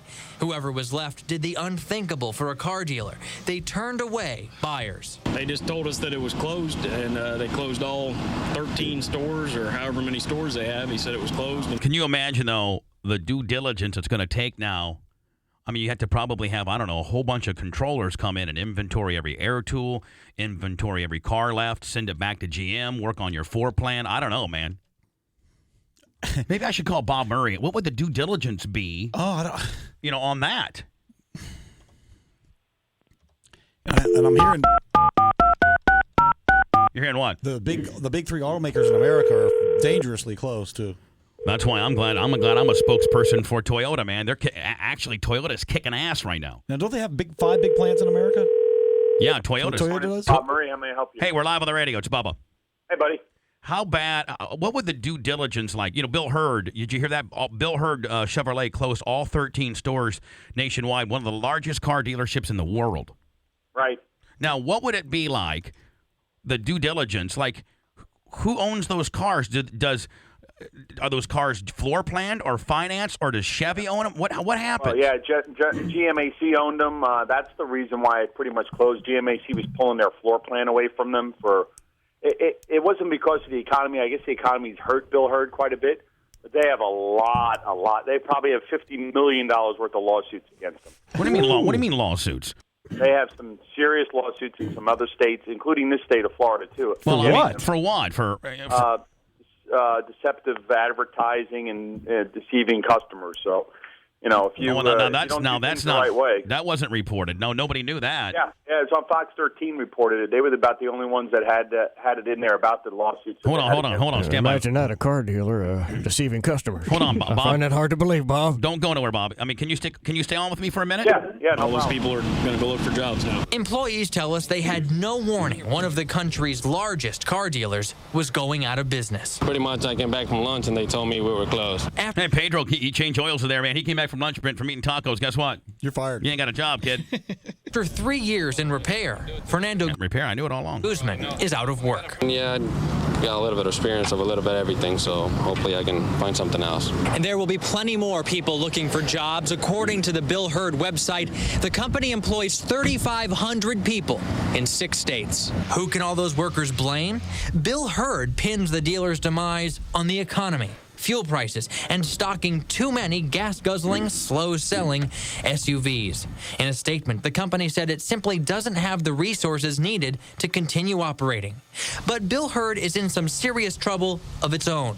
GMAC recently cut off its credit line to buy cars, and these potential recall mailers sent to customers might cost the company $50 million in fines. Georgia investigators say this is nothing more than an illegal sales pitch disguised as a safety warning. GMC. Oh, that's bad, ain't it, Bob? Man. So they said, hey, your GMC's messed up. You need to come back for a recall. Then they get the guy in there and they try to upsell him. Well, some people just don't do things the right way. It gives us car guys a bad name. He's it the same way, sending Bill Hurd this letter saying the ads are simply false and it's breached their contract. Employees knew about the financial and legal trouble, but in a shop meeting just last week, managers reassured them. They told us everything was fine. We were not closing everything. Like this morning, everything was normal. Bill Hurd had been in business for nearly 90 years. In Plant City, Chris Kimura, Fox 13 News. Florida's Attorney General also looked into claims that Bill Hurd was allegedly scamming people. They settled for $400,000 back in November. Yeah, you only settle when you're guilty. Well, where are you slinging cars at now, Bob? You're over there at Infinity on Dale Mabry. Infinity of Tampa Bay. That's correct, sir. That's where you're at. Yeah, you know that. What else you got going on, Bob? Just business is actually pretty good in the Infinity line. We have a good customer base, a great service, and Brett's bringing his car in here shortly, I hope. Yeah, I'm going to call you today, actually.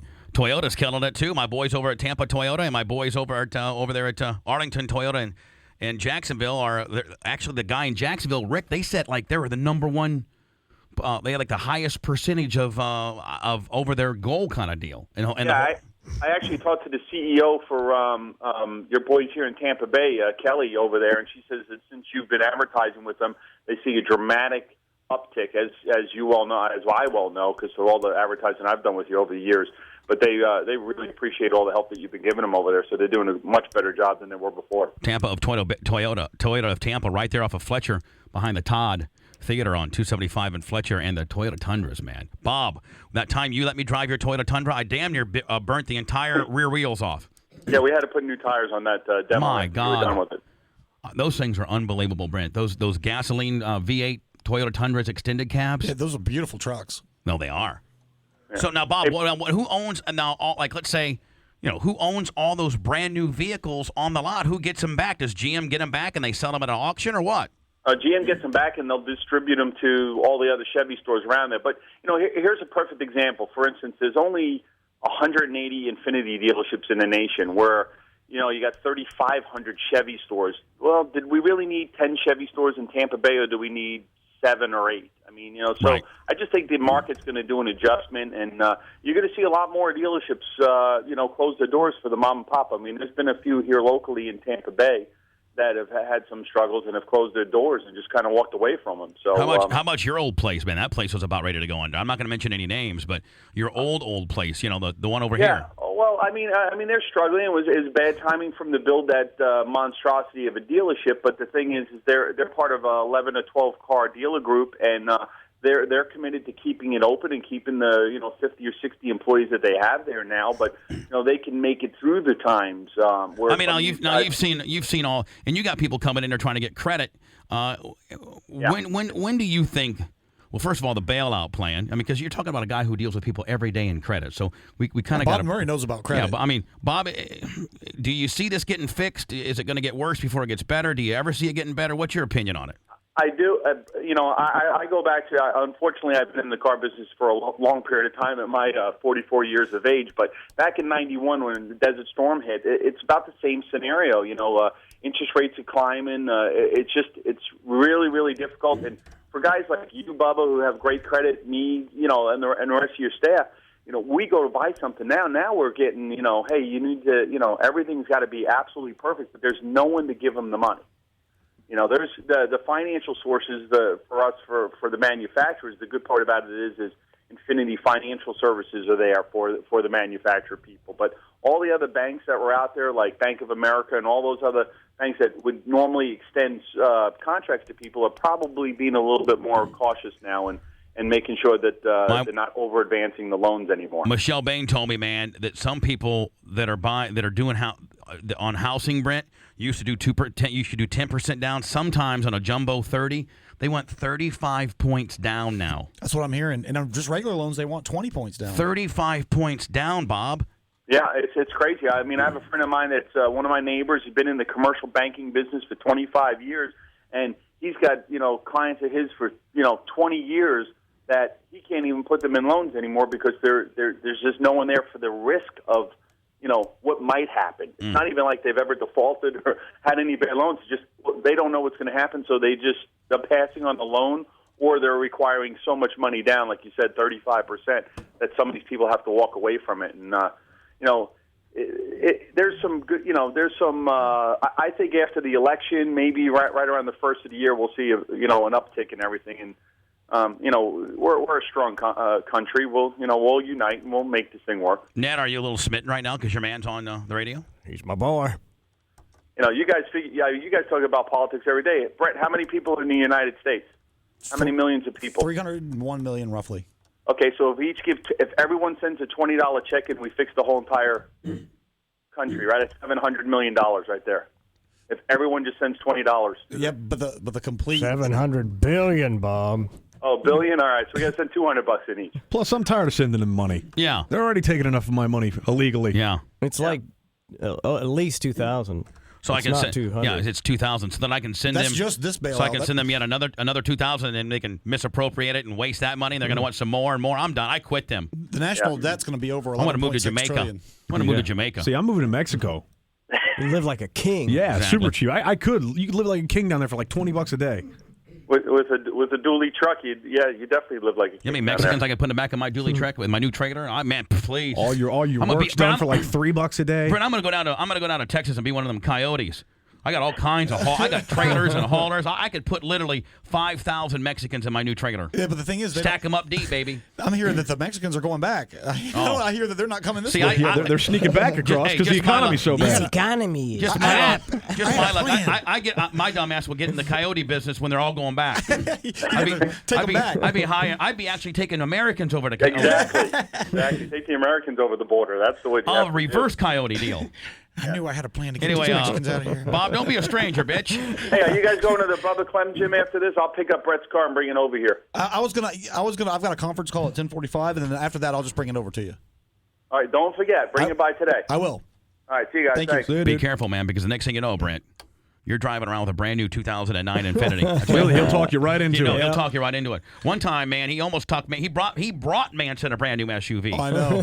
And Everything Manson was nice. oh yeah, I did to go out and take it for a spin, get on it a little bit, feel the performance. He let you Monty on it. And then what's it going to take for me to get you in this car today? Then he already had Donna on the backside with a pre-approval. Boom. Hey, I already talked to Donna, man. She said go for it. It's based on you. I still put the kibosh on it. Good one work. of the very few times you stood up. But I'll tell you, you'll roll in there right now with a 99 used. Your Infiniti is perfect. It's an old guy had it. You'll roll in there with a 99 used Infiniti, and you'll come back with an 09 concept car. Please no. Concept car. See all the shadiness. BubbaRaw.com. You're listening to the Bubba Radio Network. So, Sarah, what's going on here? Sarah? She won't answer you. Or she can't. Why not? This is the way it's been since she started smoking pot. She's all lazy and boring and... we used to have so much fun together. And now? This is what we do.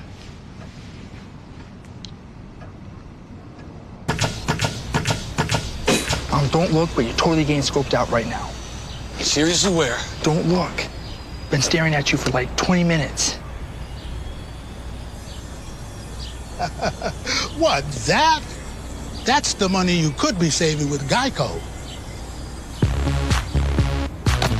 Tell me who's watching. Geico. 15 minutes could save you 15% or more on car insurance. Well, I was shopping for a new car. Which one's me? A cool convertible or an SUV? Too bad I didn't know my credit was whack, cause now I'm driving off the lot in a used subcompact. F-R-E-E, that spells free. Creditreport.com, baby. Saw their ads on my TV. Thought about going but was too lazy. Now instead of looking fly and rolling fat, my legs are sticking to the vinyl and my posse's getting laughed at. F-R-E-E, that spells free. Creditreport.com, baby. Offer applies with enrollment and triple advantage. It's amazing. Watch how OxyClean unleashes the power of oxygen, making tough stains disappear like magic without fading or bleeding the colors. For pet messes, OxyClean is a must. It goes deep down below the surface to get rid of the stain and the odor. Have you ever spilled chlorine bleach on your colored clothes? Well, OxyClean is tough on stains without the damaging effects of chlorine bleach. If you save one pair of jeans, then OxyClean has paid for itself. Some clothes say no chlorine bleach, but OxyClean safely removes the stain, even on babies' clothes. It's the stain remover for the things that you love. Add a scoop of OxyClean to every load of laundry. It'll boost the stain-removing power of your detergent. Don't just clean it, OxyClean it. A definitive line has been drawn in the sand. I believe my response would be go to hell. Don't you dare cross it, or else. Welcome back to the Bubba the Love Sponge Show. By the way, for you people listening to us in Duval County, DuvalElections.com. Is it Duval-Elections or Duval? Here's all three. Buddy. Okay, yeah. Most importantly, man, you guys, we get a little political as we're getting close to this presidential election, or just, the overall election in general. There's a lot of offices that are up for grabs. You have until Monday, October 6th.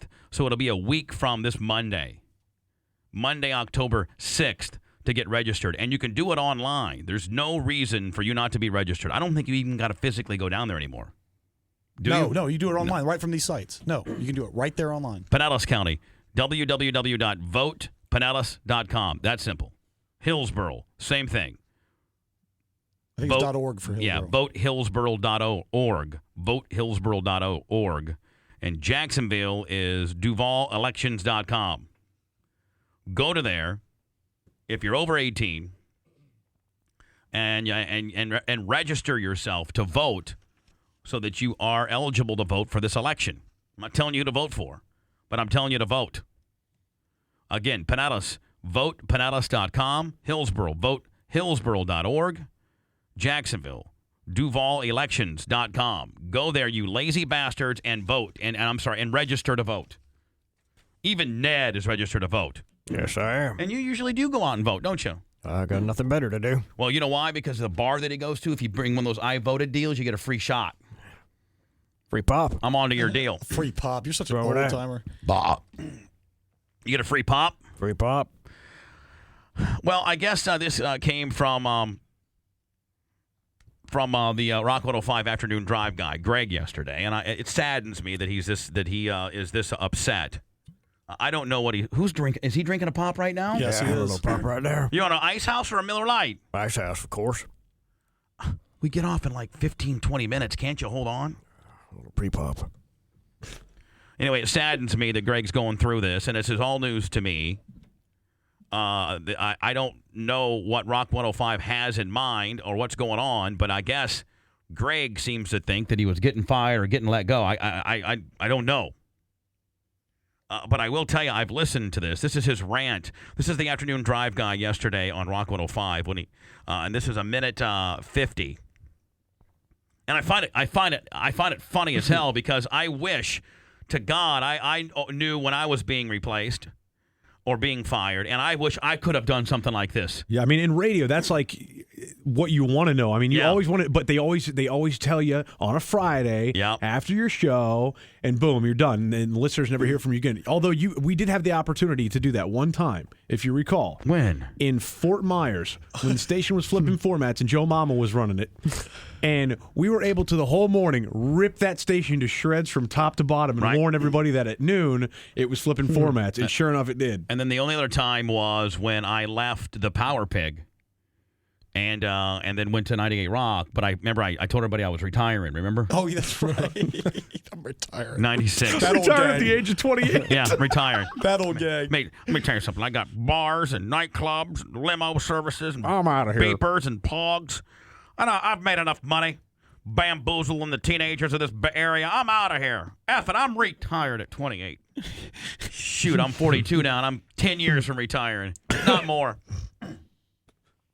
Anyway, Greg, let me tell you something. If you need a friend or... Yeah, he's always been cool to us, You want to go on the air, you want to just... Man, no problem. You need an outlet? You want to vent? You want to vent? We're here for you, kid. This is Greg, the afternoon drive guy. I'm sure we'll start and stop occasionally. Hold on. A few minutes ago, I was letting in on a little bit of information that I'm assuming was supposed to be secret, but I was told that I'm going to be let go on Friday after my show. And so this is Wednesday. Yeah. Right. So far, I'm liking it. I have since then, I confirmed it, and you know what? I've decided to just say screw it and give the big middle finger to upper management instead of giving them the opportunity. So first, I want to say thank you. Well, and I want to say, Greg, kick ass, representing the fellow brethren radio personalities that have been fired and never had that opportunity. So I mean, he's getting let go, but he's still living the dream while he's doing it. Yeah. My boy. To you for making the last 4+ years of my life great here in Jacksonville and on Rock 105. I couldn't think of anywhere better to work here in Jacksonville. I'm glad I got to work here during some great times and during some not so great times. And again, thank you, upper management, for the not so great times. But in the end, I would not trade any of it for the world. And I'm grateful we spent the time together. It's got to be a good gig up in Jacksonville afternoon drive, man. God, there's so many good looking girls up there. Atlantic Beach. Now, Don Davis and Rob Barr and Jake and the rest of my family here. Good people, by the way. Greg, don't get heat with those guys now. Come on. Don't disappoint me. That makes things happen on the air. You guys are the greatest. Yes, they are. Period. And I wish nothing but the best for all of you. Now, on to the problem. There is nothing worse than managers that think that radio people are like commodities to be used up and thrown away they're no longer valuable to the shareholders, which, by the way, I've been working. Well, now, hold on now, Greg. I have to correct you on that. I don't think that any upper management ever worries about the shareholders. That's even above them. Yeah, I mean, seriously. I mean, I hate to... That's not their pay grade. I hate to burst your bubble, but nobody's ever thinks about, the guy that's got 37 Cox shares in Atlanta somewhere. It's about the sound of the radio station and ratings at the end of the day and ad dollars. That's all it's about. Nothing about shareholders. That's all it's about. So, but I mean, the guy's just, off the top of his mind, letting it rip. Greg, I love you. You got a home here. You and Dahmer, it don't matter. Guys can call anytime you want, email. You're part of our family. We're their on-air brother. Yeah, I've been working without a contract in good faith for the past few months in the hope that something would work out for me and I'd be able to work out something that would benefit both Cox Radio and my family. But obviously, that wasn't a priority. Now, I find out there's another deal in the works with somebody else and they're only minutes away from handing me my walking papers. Well, here's your 15-second notice. Kiss my ass, Cox Radio Jacksonville, and especially you, Bill Hendrick and David Israel. You two empty suits will be lucky if this is the only time this happens to you. Now, hold on. Those guys have both been good to me, but I can see where you have heat with them. So I like those two guys. Yeah, I'll go on record. Cool. Yeah. But, I mean, to Greg, these two represent, Brad Harden and Dan DiLoretto respectfully. So I can feel them. Right. But for record, I like those guys. So do I. Especially David Israel. And it's going to be a bright day in Jacksonville when your desks are emptied and radio is free of you. Now, this shows you how much they're paying attention, by the way, because they should have been in here by now. Greg, that's kind of fun. Greg, that's a pretty damn good point there, my friend. Oh, that's funny. And if they were really listening to the radio stations and knew what was going on. So thanks for nothing. Rotten hell, Cox Radio. I am... Now, hold on. Now, not the entire commie. There's some good people at Cox. Oh, well, keep in mind, he's venting. You got to give him... No, I know. Gone. Now, here's the best. Here's the best. He walks out. Leaves the mic open. And doesn't play a record or nothing. Now, that's how you do it right there. Now, I wish Don Davis would have sent me, Spice, actually how long the mic was open for. That's a good question. Can you get me that? Yeah, let me find out. For tomorrow. How long the mic was open And like, what was the first element they played? And you know what I'm saying? Oh, yeah, the scrambling. Yeah, I want to hear the scramble and the segue when somebody come in and smash the button, because you're probably going to be able to hear the door open, right, Spice? Yeah. You're going to probably hear the door open and then somebody scrambling for something. Fishing around for CDs or something. Something, here on. Shows you how much they're paying attention, by the way, because they should have been in here by now. And if they were really listening to the radio stations and knew what was going on. Now, I wonder how long he prepared for this. He probably, I'd say, Couple a couple of breaks? days or a couple of days. No, I'd say maybe 20 minutes. Yeah, he acted like he just found out. Yeah. So thanks for nothing. Rotten. I mean, because if you were prepared for it, Brent, wouldn't you have hit, like, it's not on your tab, it's on the station's license. It's not on the, wouldn't you have just played the most profanely laced? Well, no, because well, here's the thing though, because if he ever expects to work in the business again, you can't go out like that. You got to go out. No, don't. He did it right. Don't all the contract initiatives now make the at least in Clear Channel make you guys be responsible for the fines? Yeah, you're right. I guess an open mic and slam it is better. Hold on. Hellcox Radio, I am gone.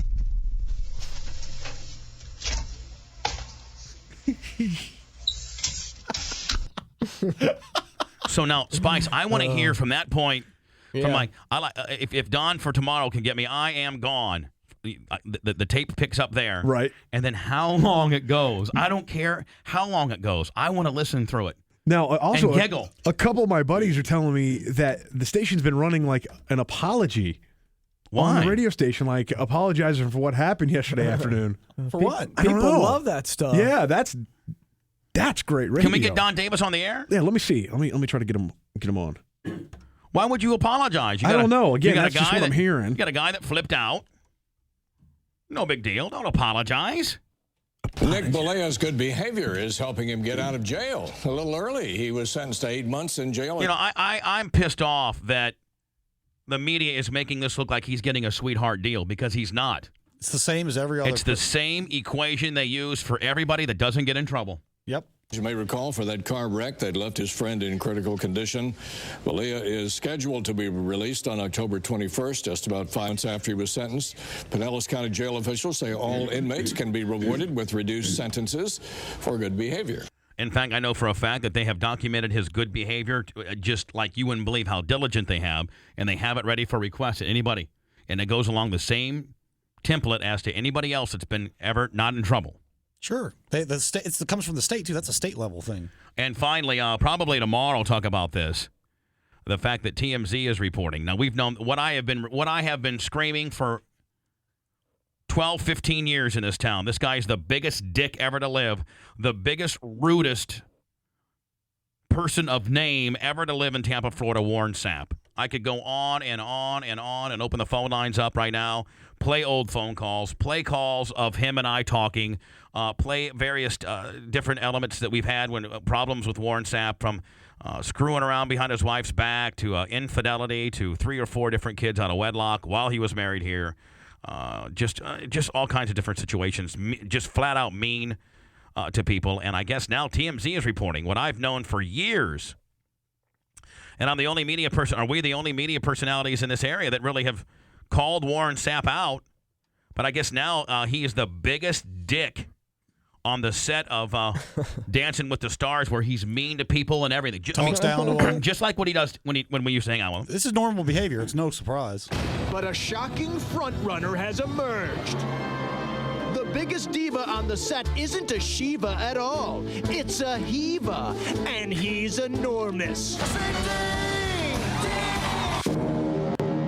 That's right, Warren Sapp. See, these people of L.A., Hollywood, TMZ, is it ABC? Yeah, ABC have not had to deal with this dick like we have for, well over a decade. They're just now getting a taste as to what this guy's all about. Yeah, you're right. And on top of that, he's getting himself into an analyst booth is what he's doing. He's trying to set himself up for that football gig. But what he's going to end up doing is end up pissing somebody off at a network, and he's going to get himself canned from that, too. No, I thought he'd be able to fake it for longer than this. Yeah, I mean, it didn't take him long to show his colors. And he's on Inside the NFL, and I hear, this is just what I hear, that he's causing problems there, too, on the set.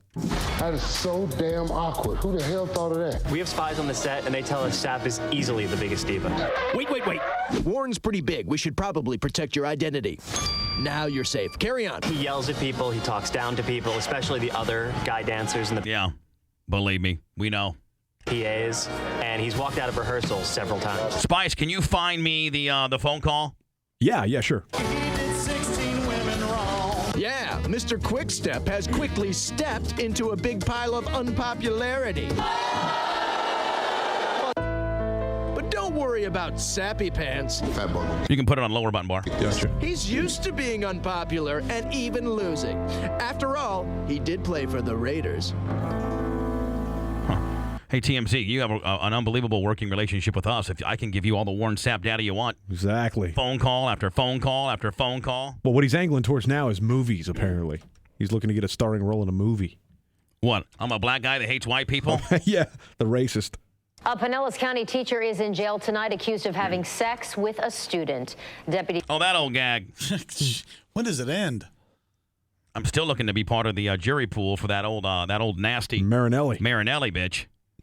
Hot 40-year-old DSLs. Oof. You say Allison Perry-Jar. The guy that should be thrown in jail is the father that ruined the party. Got a 17-year-old getting after it, straight getting after it.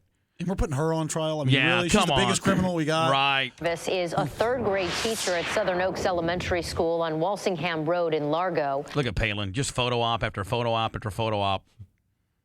What an idiot. Pinellas County deputies say she began having sex with a teenage boy in July of 2006 and I don't even care about these stories anymore, Spice. Why am I even going to play this? This is like doesn't even titillate me anymore. Yeah, it used to be, shocking. Now it's like every day, all right, run of the mill. I'll end the show today, 10 minutes worth of when Warren Sapp calls me. This goes hand in hand, man. This goes hand in hand with what TMZ is reporting. This goes hand in hand of how this guy's a real dick to everybody. This is the true Warren Sapp right here. This is the true Warren Sapp. I'm at 98 Rock. It's it's during commercials. He calls up. Prior to me changing my name to Bubba the Love Sponge Clem, it was Todd Clem, and he knew my real name, and he thought he'd be a real smart ass by asking for that guy. And then every other media source in this town, there's not a one of them that can say they've ever stood up to him. Spice, would you not agree? Oh, definitely. Brent, track record. No sports guys ever stood up to him. Nobody. One sports guy stood up to him, and that was Marcus Jones. Well, no. I'm talking about reporter. Oh, reporter-wise, no way. No, reporter. No. What'd you say, Manson? I said they kiss his ass. Everybody kisses this guy's ass. He's able to intimidate people. Oh, Warren. Yeah, man. What's up, man? You're the best. You make one of those funny faces where you bug your eyes out for me. Well, that's awesome. I was over it, and I was shooting a commercial. I have to give the backstory to this, and then I'll leave you with that. You're gonna love it. In fact, I think Howard Stern's played this seveble times, saying, "Man, Bubba's crazy." And Artie was sitting there going, there's some athletes you can yell at, but Warren Sapp, I mean, wasn't he scared? Nope. Anyway, Warren and I, we did it when I was working for 98 Rock. We did this little morning show commercial. We paid him $25,000, and it was for like about 45 minutes of work. And it was that whole gag where him and I are standing by the urinals, and we're peeing, and I look down, and I go, "Wow, that thing's huge. Look at it. Look at Ned's getting hot on the deal." Yeah. And he goes, "Yeah, the women like it too." But they do. And then all of a sudden, before it cuts out and goes, Bubba the Love Sponge Morning, whatever, it shows his Rolex or Super Bowl ring or something like that, And it's all a big giggle. So we're on the set, and it took a couple hours to shoot it. We're sitting there, and it's just him and I and my friend Dan Matuzak from Hernando County. Okay, good guy, season ticket holder, good friend of mine, older guy. And he wanted to know. He asked me. He said, "Hey man, and he's a huge Buck fan. He goes, if there's nobody around or anything like that, can you ask Warren if I can get a picture?" I said, "Yeah, ain't a big deal. So I asked Warren. I said, "Hey Warren, can my buddy here, Dan, get a picture?" And Warren that's where the infamous term "I don't flick, bitch" came from. He got in here's Spice. We're paying the guy $25,000 to shoot a commercial with me. Mm-hmm. And he gets all up in my face. It treated me like I'm just some rude guy off the street. And maybe I am, but hey, we're working together. Now, mind you. No. On top of that, you guys were friends. No, well, mind you, I was getting ready to say, for 5 years prior to that, every Monday during football season, he would come in on my show. And we would, do like an hour worth of, going through what happened on Sunday. And we were friends. I mean, friends. And all of a sudden, on this commercial set, he turns on me. Hell no, man. I ain't taking a picture with that guy. Hell no, man. If I take a picture with him, then I'm going to take a picture with the girls in catering and the people in makeup. You know, and Brent, there were 12 total people on the set between lighting, makeup, catering, whatever. It's too much for him. Yeah. So he really embarrassed me. I'm like, you got to be kidding me. And so, after that point, we never spoke again. Of course, I got on the air and I just told my story to the people, what this guy's all about. Here's what Warren Sapp did to me this last weekend. We were at the Ice Palace. We using their locker rooms to shoot the commercial. And here's what happened. He's the rudest son of a bitch ever to live. And I just told my side of the story. And then that subsequent football year, I'd send the guys into the Brent and Whitey and I think Spice occasionally would go to the locker room with media credentials to do interviews and stuff. And my guys weren't even talking to him, and he would have us thrown out of the locker room just based on people being affiliated with me. Yep. And and then he gets on the air and says, well, you know where I am. I don't. Anyway, this is the phone call. So he tries to call me up one day thinking that I'm going to be like every other media personality in this town and say, oh, Warren, he would never forget. He would never apologize. Oh, Warren, I understand, the reason why you wouldn't sign my buddy's autograph is because, you're busy. No, You're an asswipe. You're a rude son of a bitch. You're a racist is what you are. I swear to God, man. You know what? We can get Marcus Jones. I can get Ty J. Armstrong. They'll tell you. Former African-American athletes that played with this guy that'll say Warren Sapp hates white people. And then our good friend Marcus Jones with Spice. Why don't you give that stud a timble, will you? Yeah. See, Warren Sapp's a little bitch. And he won't pick on somebody his own size. He won't pick on somebody that, is tough or comes from the same background as he. Marcus Jones, former defensive end for the Buccaneers, defensive lineman, defensive end, first-round draft pick out of North Carolina, one of the nicest human beings I have ever met in my entire life. Huge, 6'5", running about in shape right now, about 275. Trains at Rob Conn, Gracie, Tampa, doing the MMA thing now. Hates Warren Sapp based on his dealings with him when he played for the Bucs and how he treats people. So Marcus has nothing for him. So they go to the Mike Allstott mildly retarded retirement party. And Warren tries to, be all cool to Marcus and dap him up and be cool and, let bygones be bygones, And I guess Marcus told somebody, get him out of my face or I will beat his ass in front of everybody. Now, and for Marcus Jones, one of the most mild-mannered, nicest gentlemen I have ever met in my entire life, whether it's professional athlete or just regular guy, is probably one of the most polite, respectful men I have ever met. You'd have to go smack his wife in the mouth and call her a dirty whore to even get him riled up. Right? True. I mean, he is a class act. Just upon seeing Warren at the party and Warren trying to be all flip-floppy and nice to everybody, and then Warren coming up to Marcus, the way I've been told the story is that Marcus told whomever, handlers 1 through 9, either you get him out of my face with that shiz-it eating grizz in that's a bunch of fakeness, or I will kick his ass in front of everybody here. And on our show. And everybody was freaked out because, first of all, it could happen. And 2, Marcus Jones never gets mad, that's ever. True. And on our other show, he said on national radio, anytime Warren wants to get in the cage with me, I'm ready. So everybody was real taken back at the party. It's like, we've never heard Marcus Jones ever speak an ill word towards anybody. Some people talk a bunch of crap, and they're a bunch of loudmouths. Marcus Jones ain't that one. And guess what Warren Sapp did, like the little bitch that he is? He put his fat-ass little gap-toothed tail between his legs, and he got to scampering because he knows that is something he does not. The last person he wants to deal with is Marcus Jones. It's like almost our boy Fred Norris. He doesn't ever say much. He's very polite, but if Fred would say something and get pissed off, watch out. So anyway, this is the phone call of Warren calling me, thinking that I'm going to be like every other pussy-ass media person in this town and the national media, for that matter, and back down on him. Oh, Spice, and the reason why I like playing this, I've already played it probably 3 times this year, is it because he hates it. Because you know what? We owned him. We exposed him for the fraud and the asswipe that he is. Especially, Spice, when he says, okay, so I go to a Pop Warner football game. and there are, however many kids there. How many autographs am I supposed to sign? Mm-hmm. Like, should that even be a question? Yeah. How's that a question in your mind?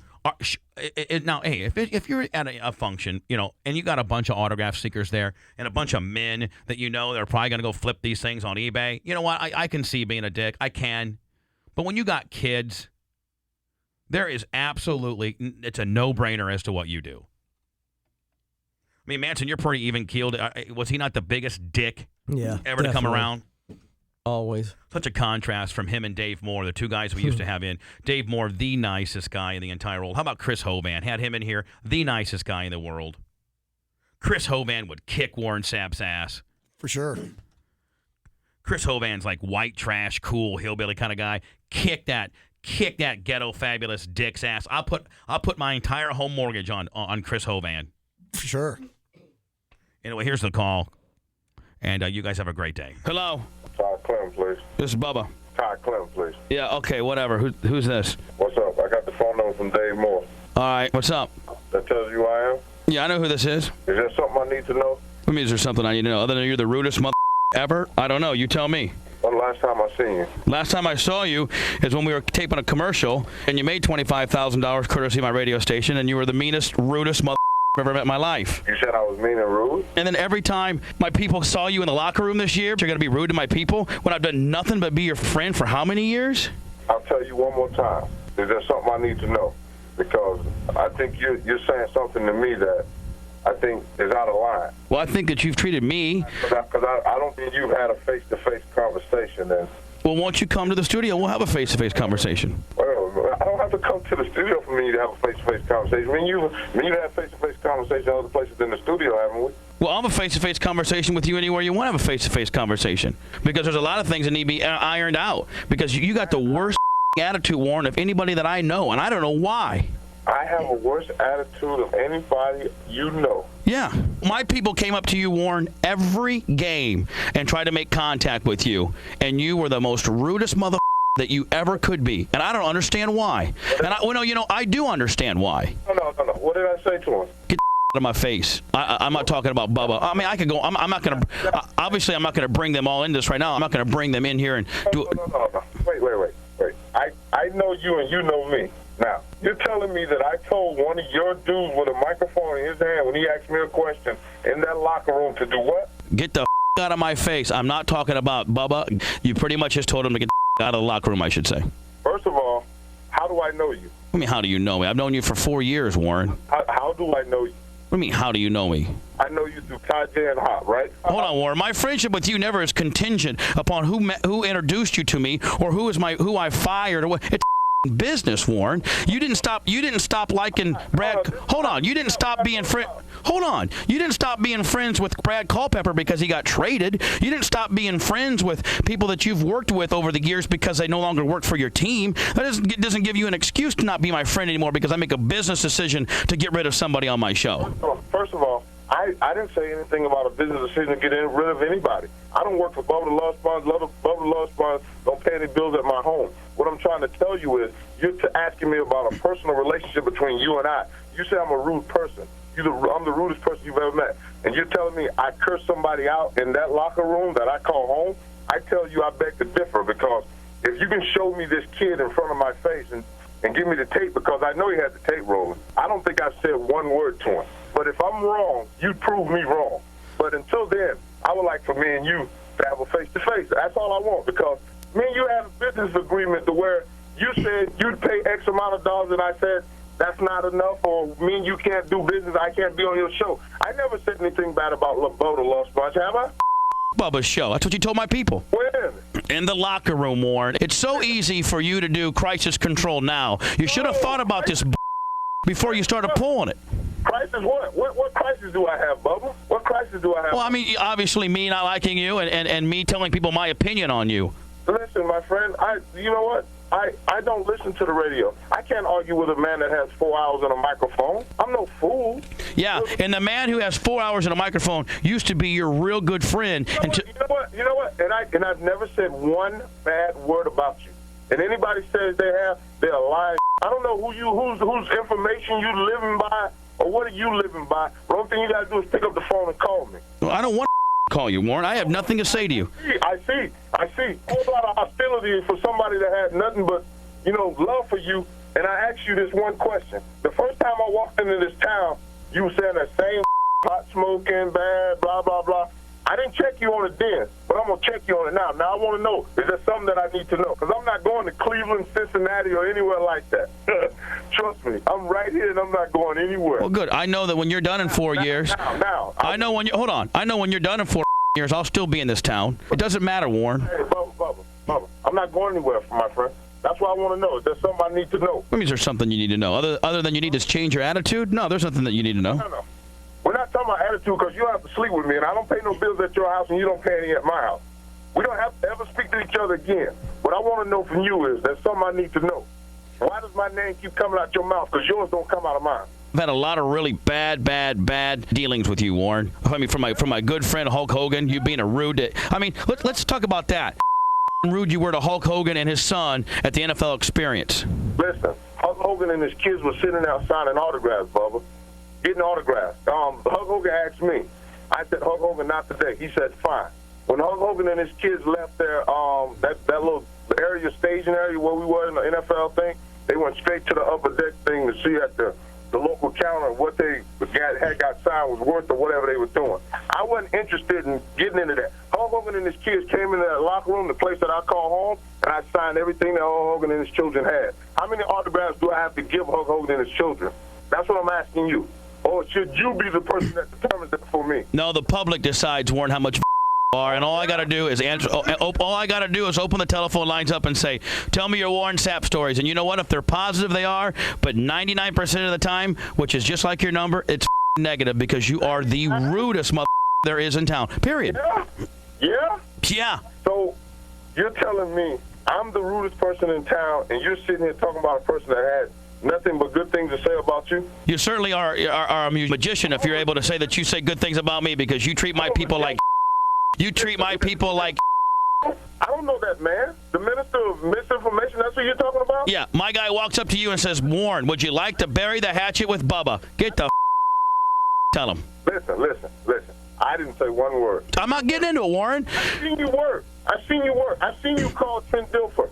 I've seen you work. You don't have this on tape because I didn't say anything. If Bubba wants to talk to me, Bubba knows how to contact Warren. No, you know what? I've tried to contact you through Reggie. You try to contact me? Yeah, through Reggie. Up until a couple of weeks ago, I didn't have your phone number. You didn't know what $1 place was? Oh, yeah, Warren. Yeah, I'm going to go down there, and you know what? I'm going to go to your house, like you call your home. I'm going to go in your home and try to start with you. I've never had any ill will towards you. That's why I'm trying to figure out your ill will for me. Okay, how about the time that we're shooting a commercial and a friend of mine wants to take a picture with you? One picture. I'm sorry. You're not God, Warren Sapp. Bubba, watch this. I walked into a little Pop Warner football game the other day, back in my hometown. How many autographs do I have to sign in, Bubba? You should sign them all, Warren. How many? You should sign them all, Warren. Yeah? Yeah. So my time should be dictated by you. No. Your time should be dictated by your fans. Your time should be dictated by being a public figure. Your time should be dictated by making your fat ass $6 million a year and snubbing society. Because I've been with people, I've been with people that make more money than you, and I've been with people that are more popular than you, and they are 10 times more gracious and nicer to the public than you are. That's who time should be controlled by. My time should be controlled by all of these effing people. Why are you using such language? Yeah, you can spin me, Warren. You can spin me as the bad guy, but the bottom line is, I play on the radio. I don't play one in real life like you do. No, Warren, what? What do you mean? I entertain. You buy a ticket to the game. I give you 3 hours of great football. And so that makes you immune to signing people's autographs. No, I sign people's autographs when I'm in the right place, when I'm sitting having dinner, or I'm in a grocery store with my little girl. No. I'm sorry. I've made a decision, and if you don't like it, then I'm sorry. Okay, Warren, so you and I got a friend, one friend, and we're in a controlled atmosphere shooting a TV commercial, and my friend asked if he could take a picture, and you say, I don't flick, bitch. That really is going to be real nice, Warren. No. I'm sure the people at that set would have a different take, because I know I didn't use any profanity. Oh, yeah, you did. Oh, yeah? I don't flick. bitch, quote unquote, and I can bring 15 witnesses that were there, and I was like, people, and that's a controlled environment. and I had to apologize to my friend Dan. I had to say, you know what? I didn't think Warren was like that. Now, if we were, Wait. You got 50 witnesses, and that's a controlled environment. I got 15 people there. You and I are the ones that are shooting a commercial. I asked you for one picture for my friend, not even for me, and you tell me, your friend supposedly. I don't flick, bitch. Me, you, your friend Dan, and the other 12 people, please. Go. Oh, no. I didn't say the other 12 people, Warren. Witnesses. It's me, you, Dan, and there's 12 other people, right? Warren, you know what? We could sit here for the next 3 hours and argue. You're not going to, No, I'm done talking to you, Warren, okay? I don't need you, and you don't need me. So guess what? We don't need to be talking right now. The only thing I'm asking you is do not have my name come out your mouth again, because yours don't come out of mine. How about that? I can't promise you that, because you know what? You're a person in the news. You're a celebrity in this town, and I talk about what's newsworthy, and 9 times out of 10, you're newsworthy. If it ain't in the newspaper, if it ain't on CNN, if it ain't in USA Today, then my name don't come out your mouth. Well, I'll tell you what. I would love to have a phenomenal, good Warren Sapp story coming out of my mouth, but unfortunately, you never give me any of those, Warren. So I'm not going to agree not to ever talk about you, Warren. I'm sorry, because when you continue to act like an, I'm going to call you an, because that's what you are, Warren. You're a rude, overpaid.